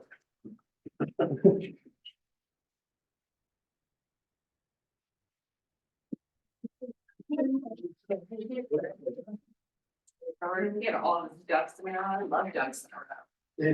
Did not know where to find was. Right, exactly. They're like, I called the sewer, I called Con Ed, I did, or not grid, I called them all. I'm like, yes. Yes, exactly, yes. Did you call your neighbor? He's like, my nana said. That might, the next meeting might be the same thing we saw tonight. Yeah. No, let's not have any more of those. I'm here next door. It's always because it's the one night the guy told us what to do with our paperwork. That would be interesting too. You weren't here for that. Yes, because I would have really enjoyed it. No. Was that the one, it's up on the north side of Maryville Lake? There was that double lot in between? Yeah. Oh, there's some of his driveway was probably. Yeah. His property. Well, you know, I learned an interesting thing, and I was gonna ask, our lawyers here, what are they, it's called land encroachment? Yeah. And isn't there in New York, Oh, Now now it's saying. the adverse possession. Exactly. well, cause when I did the research, because that was one of the concerns. That the neighbors may have had if they had not brought, you know. To anybody's attention, say that Jacqueline Fritsch shed. Yeah. That if she just ended up using it, then eventually she would. In 10 years, if it was open, notorious, exclusive, like there are a whole series of things that they have to prove. Yeah, All they'd have to do would be one day, like mow the lawn near it and it would be over. yeah, but my understanding also that it could have an impact, with titles. It's colored too. Yeah. Right, okay. Oh, no, that's the adverse possession piece. After a certain period of time, if they've met all of those things. It's, you can apply for color of title, which is like, Yeah. I own it, like it's mine. It's a whole, Yeah. It's, right. do you remember the Latham Mall, used some old lady's land and put in their parking lot and she waited until like 3 months before the time limit. And then she to went go and parked up on and it. say, money. Exactly. Yeah, that's all you need. Yeah. It's great. But that was a big news back then. Of course, well, and that's a lot of money that you can make on something like that. It's like, well, now you have to figure out how to make it right. Well, that's the other thing, because my understanding is generally if the parties can more or less settle it among themselves. But to say they weren't talking to each other, I guess there's a thing called a trespass lawsuit. That's like, the nuclear way of resolving this. I mean, if you could get to that, avoid that particular aspect of it, so. Well, we've had a few cases that could have gone that route eventually. That's why you gotta know, you gotta have a survey, can't be using them stone walls, y'all. Well, you know, part of it too, I think that Yeah. the surveys are probably a lot more precise than they have been. Right. Yeah, well, and which is traditionally how they would do stuff. Yeah, Stonewall probably was accurate 150 years ago. Things got shifted around. Yeah, Yeah, well, it's also like, sorry, Yeah, I'm just gonna say that the 1765 survey of Bloomsbury is extremely accurate. And it's triangulated really well, like there are no closure errors. Famously all the accurate numbers surveys. line up is what you're saying? Yeah. Oh. I think it's more like from property owner to property owner, because you have these like, well, this was in my, like, our lot. Our 60 acres was cut from a 100-acre parcel. But then that was cut from a 500-acre parcel. And so each time that subdivision happened, it happened far enough back. Where it's like, oh, well, like, I'll give you this land here, and over time, if something was like misrecorded, it's way stickier. Well, things get described by people other than surveyors. Right, Yeah, exactly. I know this little triangle, but it's how we got up to the 2.3 acres. Right. God knows exactly where. Well, there's that tiny triangle at the corner of 30 and Yeah. Raymond's Corners and Miller's Corners that it's like stop sign. There are all sorts, but it's a weird, that's another one where it's like, well, who actually owns it? Hmm. All right, accessory buildings. All right, so in my discussion with Teresa, you know, I'd asked her about, because Lance Menace actually went to the town board and asked what was being done addressing accessory buildings, not requiring, and he's correct. Building permits, what the setbacks are, well, there aren't any. So, you know, I said to her, well, what if, you know, we came up with recommendations for the town board? And Less than 140. so, and she was more than happy to have us do that, because she said she doesn't have time to do it, which probably makes sense, she's still working. And now I guess she's kind of banged up. Yeah, so she fell off a horse, or, yeah. Oh, the horses are no All right. You tell my wife that, you're gonna follow up that thing hits yourself. Hasn't happened yet, I kept that insurance though. They're worse than motorcycles. You're pushing it. That's all it is. So. So based on the discussions, and the points that Lance brought up, and again, also seeing what was not addressed in the zoning ordinance, I came up with these questions so that we could start, you know, piecing together recommendations. So the first one is, what size of accessory buildings should be subject to setback requirements? Now, again, if they're 144 feet or larger, they require the building permits, and then they're subject to the existing zoning ordinance. But if they're less than the 144, what should be the setbacks, and also what sizes? Because I'm thinking, like I have a 10 by 40 shed, which I bought, you know, using a lot of the builders were like these Amish outfits, and they're already, you know, built, and all you have to do is pretty much just come up with some kind of pad to their specs. And then they come in, they deliver it, and they have, I don't know this guy who did ours, I think they called it a mule, where you put some tires in the back and then had this thing that basically more or less allowed him to move the whole thing through the yard. It was actually pretty impressive. So I'm thinking between 144 square feet and the smallest maybe being like 80 feet, because an 80 feet is 8 by 10. Because accessory buildings could also be like those little, I know. Like a garbage can hutch. Well, something like that, or the shelters people build out in the front of their property so their kids could wait for the school bus. I wouldn't want to necessarily include those. I'm thinking that if it's an enclosed, you know, building primarily for storage, 8 by 10 seems to be fairly common. I mean, you could get those. I think that maybe they're smaller. They're probably not as readily, available unless you build it yourself. So you're suggesting just lowering the 144 square feet to Well, 80 square feet? I think that would be the area that we would basically use between 80 square feet and 144.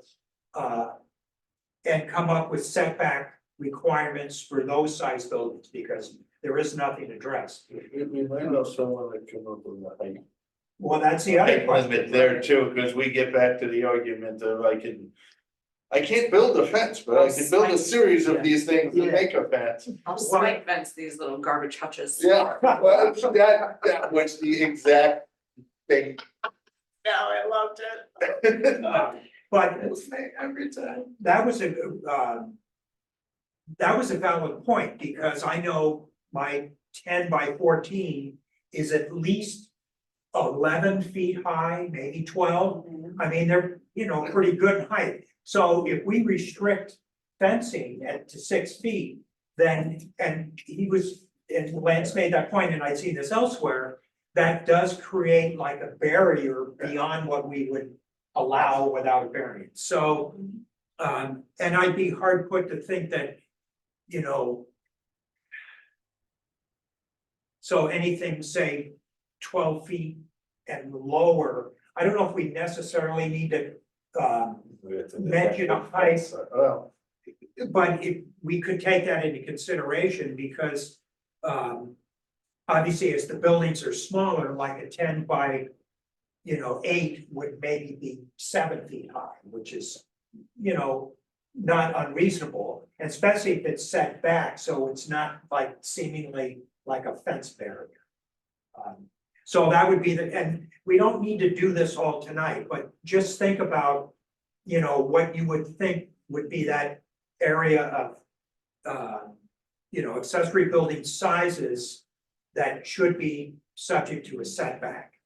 Would they be subject to a building permit? Well, no, they wouldn't be, because that's the thing, because that gets back to that criteria. Well, if they didn't require a building permit, then they weren't subject to the zoning ordinance. And to be honest, I looked through the town ordinance, it doesn't say that, which is kind of peculiar as well, because I know other municipalities have requirements for accessory buildings that don't require building permits. What fences that don't require a permit, that have Right, regulations? but even specifically accessory buildings that don't require building permits, but are still They have to have be- setback. Or like have to be within the character of, like, matching character of the home are really the aesthetic, like, that's a real thing. That's a real downstate thing to be like, you can't just have some weird ugly shed on the corner of your property. And it has to be this far setback, and it has to match, and it can't be like, for that reason, because people start to do weird things. Well, and you're right, and of course, this becomes an issue. So that, Basically, so that would be the first thing, again, accessory buildings, primarily these storage shed configurations. Would be ones that we would want to come up with setbacks for. But you could also kind of just think about other things that maybe should be exempt from that, like you say, garbage can bins. Again, the little, school bus shelters, as I would call them. Because some of that, because the other thing about setbacks, and as a recommendation, as for a front yard setback, that these would not be any further than the front of the main dwelling. At least the one in Albert Road there, next to Lance, the front of that building was kind of, the same as the front of the main dwelling as well.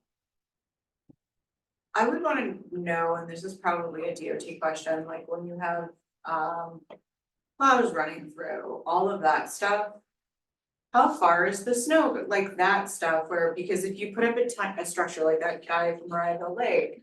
Who wanted to build his house right there, that's totally fine, but as soon as a plow comes through and it puts snow directly onto that building, if that building comes down, what is the liability implication for? Well, that's a good point, and that, you brought that up because actually, maybe the, you know, the highway superintendent might want to weigh in on that as well. But generally, again, you know, for these buildings that we're talking about, they should, in my opinion, not be any further than the front of the dwelling.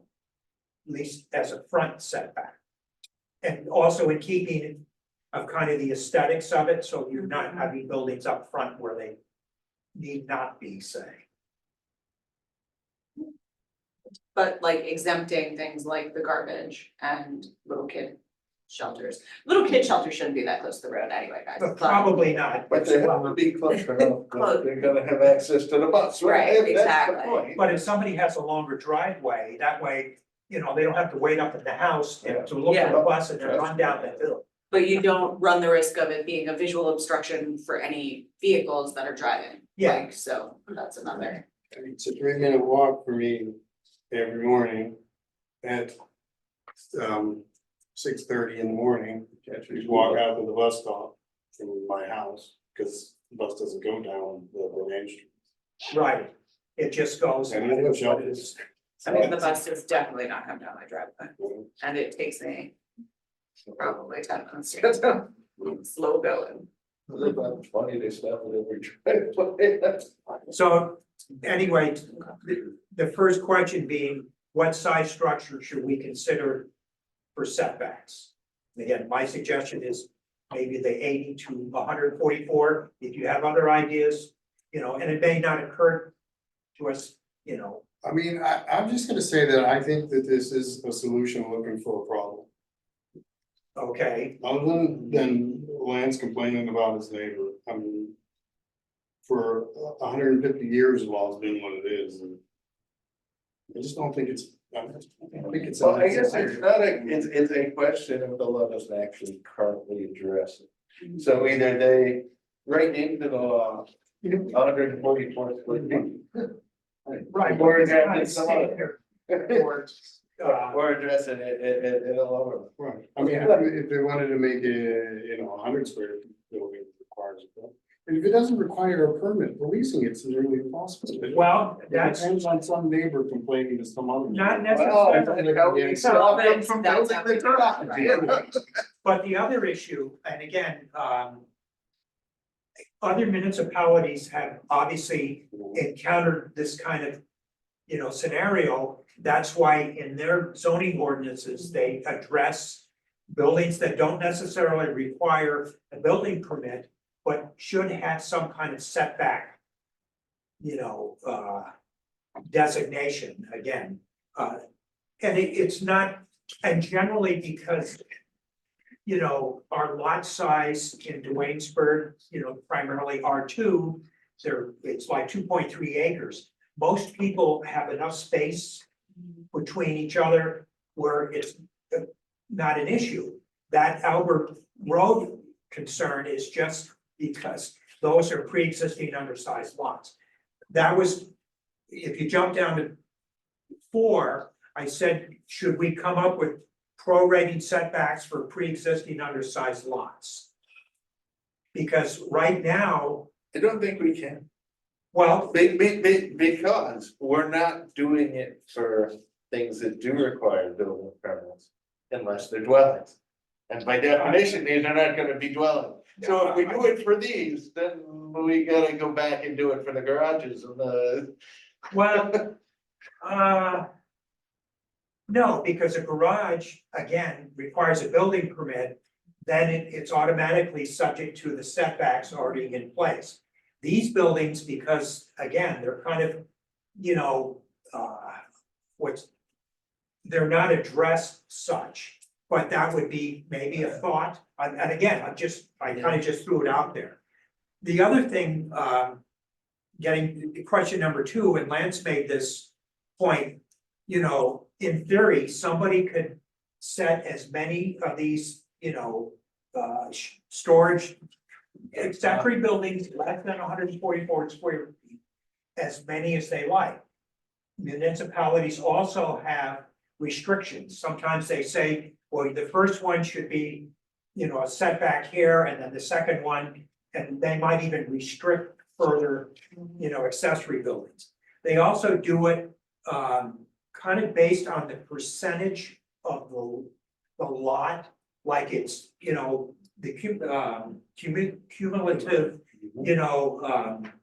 area of accessory buildings should not exceed, say, I don't know, 10% of the lot itself. And that's why I put, the number of or the percentage of lot size. That to me makes sense. Okay, Yeah, I mean. You can see where you wouldn't want somebody. Even though I think it's highly unlikely that somebody's gonna spend all that money to build tiny buildings all over their land. no, It is possible. There are people near me who have, so as we talk about this, like a solution looking for a problem, I'm like, no, you should come down my road and, cause we definitely have it, it's always the lots where you're like, there should not be so many buildings on this. well, and that's the other thing, these accessory buildings are so much more accessible. That's why That's why people do the it. corner 20 and 30, that guy had them. In fact, I think there's another guy across the street on 30. Yeah. And so if you want one, Home Depot's got them, Lowe's has got them. And they're easier to obtain. Right. I mean, the first one I built myself, it was an 8x12. But, now people could just buy them. You just pop it right on and you put your stuff in there, and then when that fills up, you pop another one on, you put your stuff in. But that's what people do, and that's, Well, that's it's cool until it's your neighbor, and then it's way less cool. So, and also that the setbacks would be specific for these accessory buildings. Again, the ones that we determined between 80 square feet or 144 or whatever square footage we decide. And again, this is just something to think about.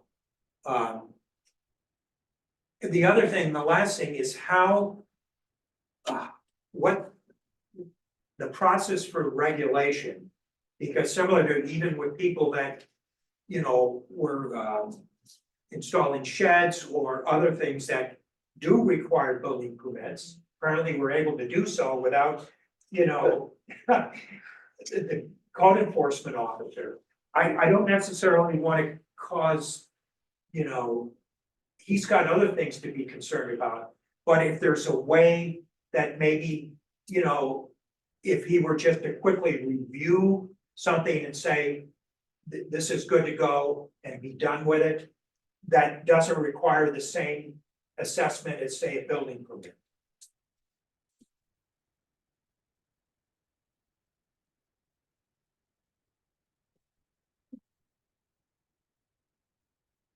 I mean, like, yeah, like, just as follow within the confines of this, I would be more concerned with. What are the ramifications if you decide you're just gonna do it anyway, because right now, we don't have anything in place that empowers the town to. Well, actually, we do, because people could be fined. Okay, well, so that, I know that dialogue has been happening, like, what does that actually look like? Because as of right now, I don't think that there is no mechanism by which that happens. Well, I think there is, but I think it's been rarely employed, because usually, well, like these folks, Chris issued a stop order. Now, the one on, I guess, Mariahville Road there, she put that up again without anybody taking notice. I think the neighbors were concerned, had mentioned it, as it was happening. But if you know you're gonna be fined, you're not gonna do that. It's the better to beg forgiveness than seek permission. Well, And that's, right. That's not a good way to go. Not when you're building garage structures and putting pilot, like, oh my Lanta. Cause now, the problem is you have to tear, what do you do? Or do you tear it down? I guess if you felt it was necessary to do so, yes. If you could not get, the owner's cooperation. And again, that's why, well, we were able to at least provide the owner with an opportunity to change the design, come back to us, if not. And again, the other thing too is getting back to those scenarios, is that if we were to address those variance requests, we were more or less, we'd be complicit in, that it was okay. Right. And as, again, we saw other ramifications where, again, adverse possession. You know, I wouldn't want to be complicit with that either. Well, what was the first people who came up where it's like, well, he did build. And they've been there that whole time. It's like, okay, well, what are your options? To tear it down, to do this, to like, there's so many. Well, and that's. They're selling a piece of the property to him, so to make that right, that's. Yeah, and had he not even explored, because he was gonna subdivide his own property, then it would not have become apparent, so then it would have been. So, Everything should require a variance. well.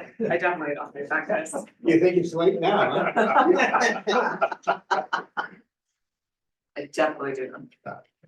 So, Get a flower garden. all right, Actually, right. We got through that before I told them I could be appointed. so I. Said, Dan, you kind of. Raised concern about whether this would be more beneficial or not. Are you still okay with it, or? I honestly think it's a waste of our time. Well. I mean, I'm not opposed to the notion of placing a percentage of the lot.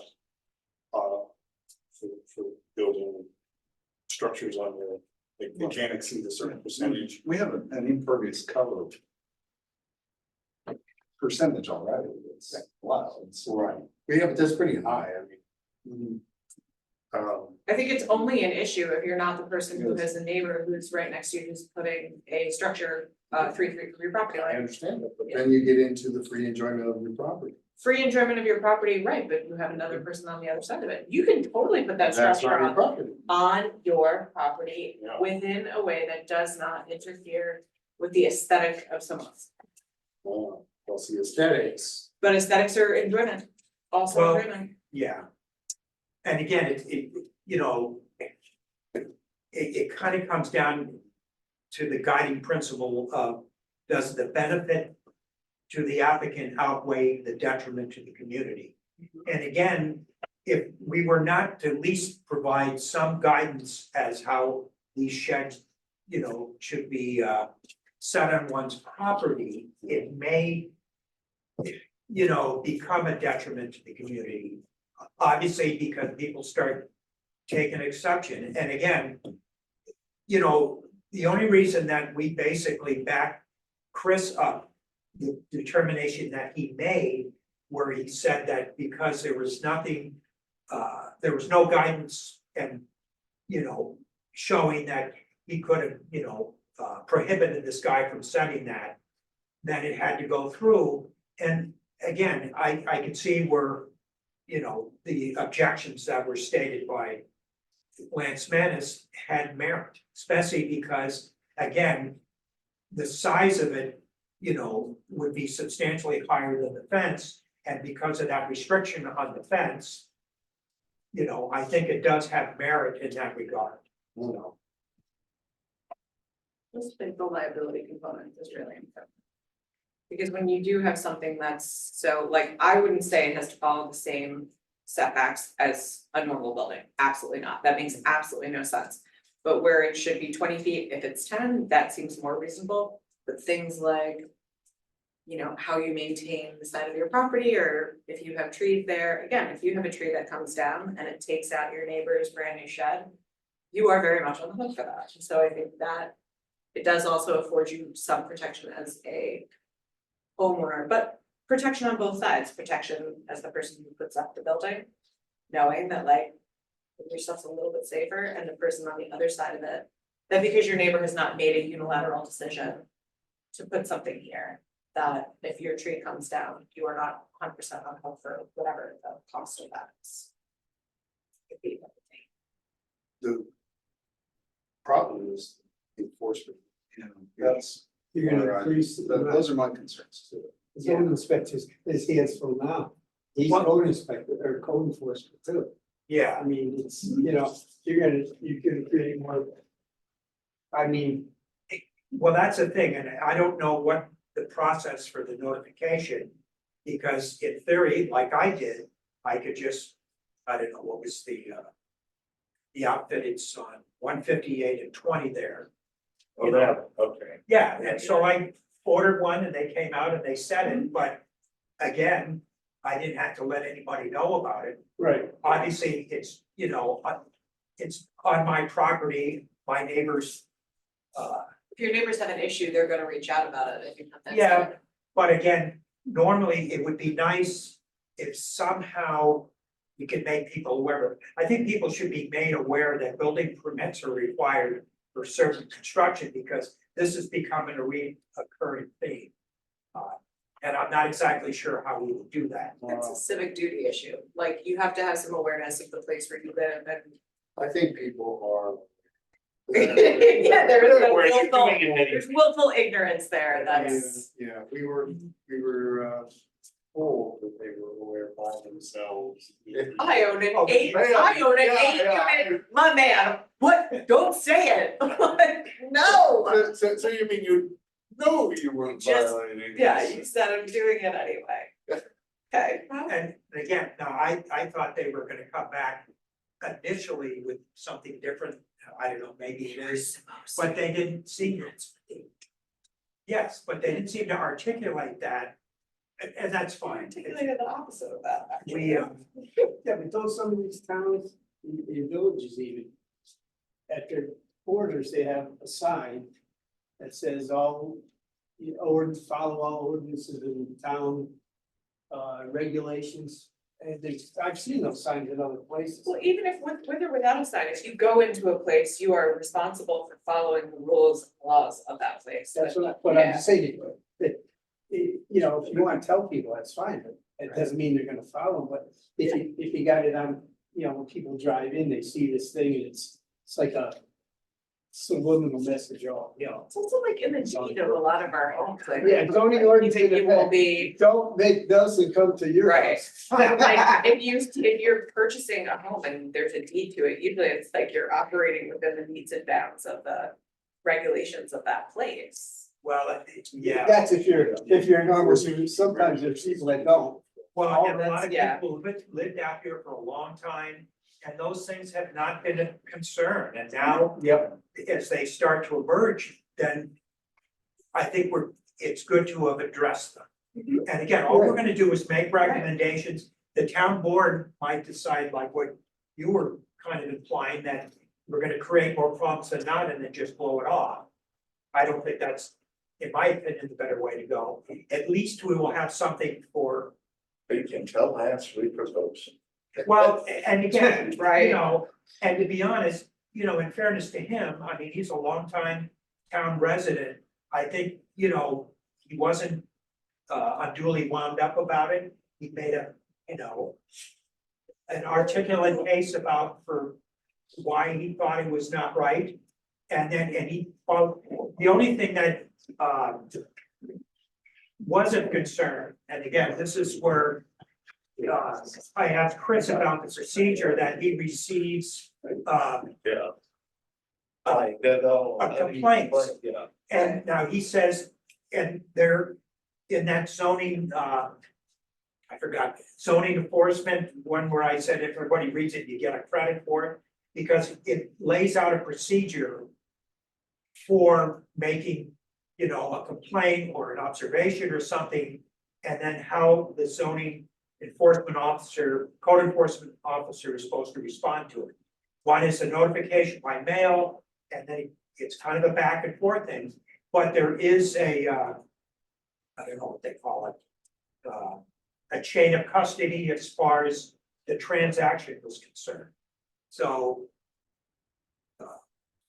As opposed to, again, I know we talked to Chris, this is Lance, and then he sent me an email, you know, and I went and spoke to him, and Teresa said, well, the best thing is to make sure that there's other people in on the correspondence, you know, I mentioned that, you know, just some. It's not just you. It's not like, you know, he said kind of thing, so, in any event, that's what the intent of this would be, is to at least kind of think this to a point where we're comfortable with the recommendations. And like I say, the town board is under no obligation to implement. But unless Lance keeps going to the town board and annoys them, you know, and probably rightfully so as to, is this being addressed? So. I love accessory building setback recommendations. All right, well. I respectfully disagree with you, but I Well, love them. no, I think. I've seen it off the rails, guys, and I'm not interested in it, but I do understand what you're saying. It's incredibly complex. But again, these questions need not be answered all tonight. Maybe by next meeting, we'll have a little more, you know, input, and then we can start formulating what the recommendations would be. I bring this to my property professor from last semester and be like, why don't you give this to your class? And have them, yeah, and be like, why don't you come up with reasons for why we do these things? Yeah. Still, We have Patricia Wright on, who's just doing all the things. All right. Is this pretty much covers what we think we should be dealing with as far as, I couldn't think of anything else, and I didn't want to get it too involved. You know, so that, you know, we send it to the town board and and there's too much to read and they roll their eyes and then, you know, it's all lost, but if we kind of make it specific. And then, The fewer restrictions we put, the better off it is, right? Like, in theory, if we can be like, all right, like, just for these particular things. Exactly, it addresses it, and I think like what you said, that the setbacks need not, and that's where the question Right. specific for these buildings. Again, in fact, that's one of the things that was, well, it should be in. Don't put anything 5 feet from someone's property, please just don't do 5 feet, like, if a person can lay down. And put their toes over your neighbor, just don't do it that way. Well, see, that's a good way of thinking about something like that. And again, there is something that provides for a setback. The wingspan of an American eagle. There you go. So, could be 7 feet. I mean, there are plenty of places Exactly. that have, setbacks for fences, 5-foot setback. Yeah, Yeah, and again, one of the things when I did this, I had to look at towns comparable to ours. I mean, we're about 70 square miles. And our population's, I don't know, it's about 6,000, something like that. So because if you look at Niskayuna or some of these more densely populated, they definitely will have more specific guidance on, you know, what you could do on your property. I don't want to compare, you know, adopt some of those to our settings here. apples and orangutans. Something like that, yeah. All right. That's enough. Wait. No, did we? Oh, yeah, we did. I wasn't saying anything, Dan, just because, I was paying attention. Okay. We didn't do it yet. Notes.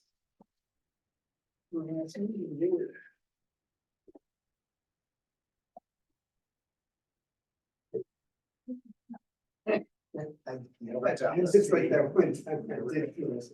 I'm gonna do that, crap. What happens is then. Yeah, there's one we're missing. No, he was supposed to confer with guidance as to, this is for the Right, parking lot. yeah, it's 2 months on. Oh, and then- Well, all right, you got it. And again, it's when he comes back. Yeah. I mean, that on You the, take on the the bid point, till January. that one on the point. Yeah. Yeah, There's been additional gravel added. Yeah, I noticed. well, He's working with the planning board. Is it? yeah, Okay. oh, all right. That's Yeah, why I'm that's asking. It's Yeah, I Thomas got it. Samuelson, correct? Oh, Yeah, he's on there. Now, here's one thing, and I did, this is Claudia Olechnik, and it says, and in the minutes, it said that I'd asked the board if it'd be willing to consider a 37-foot variance, to which they responded yes. And And I don't remember responding yes to that. I don't remember responding yes to that either. In fact, and then Caitlin, you brought up again about modifying it to maybe a single bay. And again, we weren't talking the numbers, but is that correct? And it's, It wasn't a video, so I don't. okay, that's fine. I think you posed the question and we're like, yeah, it's fine, we'll go to public forum on it, like it was Right. more one of those, that it We was. consider voting on it. Right, that I think is exactly, I think you're right, exactly that. I can switch wording. Yeah, just that there was concern.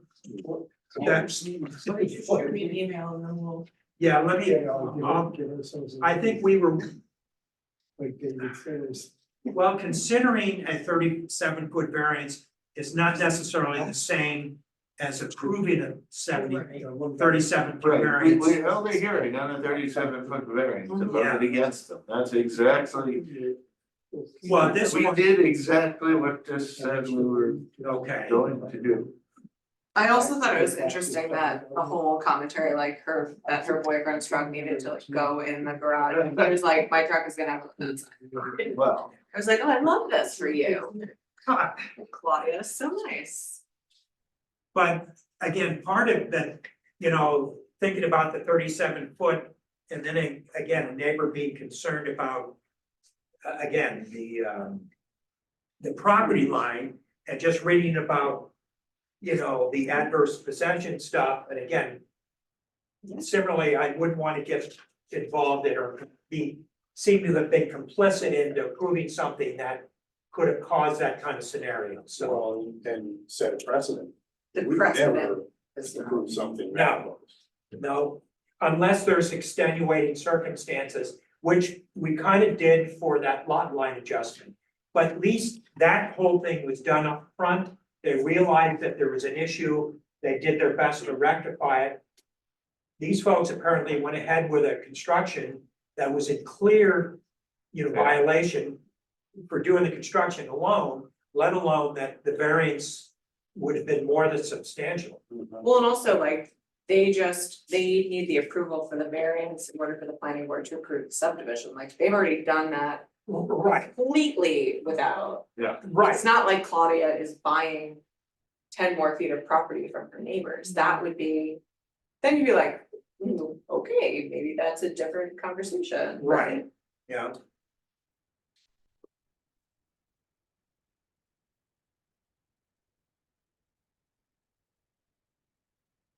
I guess, we can leave that statement as is. As long as it was not an implication that considering it is not the same as approving it. So. Right, yes. And we maybe. said in public hearing on exactly that, we considered it, we rejected.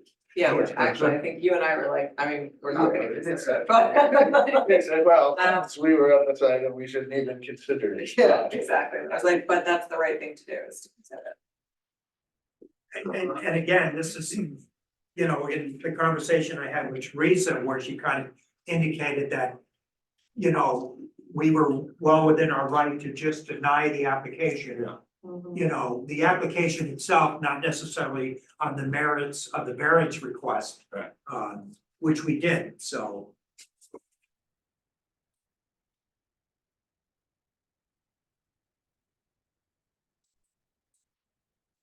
May I make a motion to approve the December 19th, 2024 minutes? Oh, I'm sorry, I'm not ready further back. 2020 nothing, 2023, December 2023. Yeah. Guys. I'll second it. Doug, I'm tired of reading. Board Member Matos, aye. Vice Chairman Left, Aye. Chairman Gage, I, Board Member Ganster, Aye. Board Member Bugs, Aye. Board Member Pettit. Okay, I now make a motion to adjourn tonight's meeting. Oh, no, you're taking the slot. Fine with me. I'm so sorry. No, I was just on the page, so I was like. second, no, it's okay. Board Member Matos. Aye. Board Member Ganster, Aye. Chairman Gage, Aye. Vice Chairman Left, Aye. Board Member Bugs, Aye. Board Member Pettit. gotta do this. I gotta get out of here before child.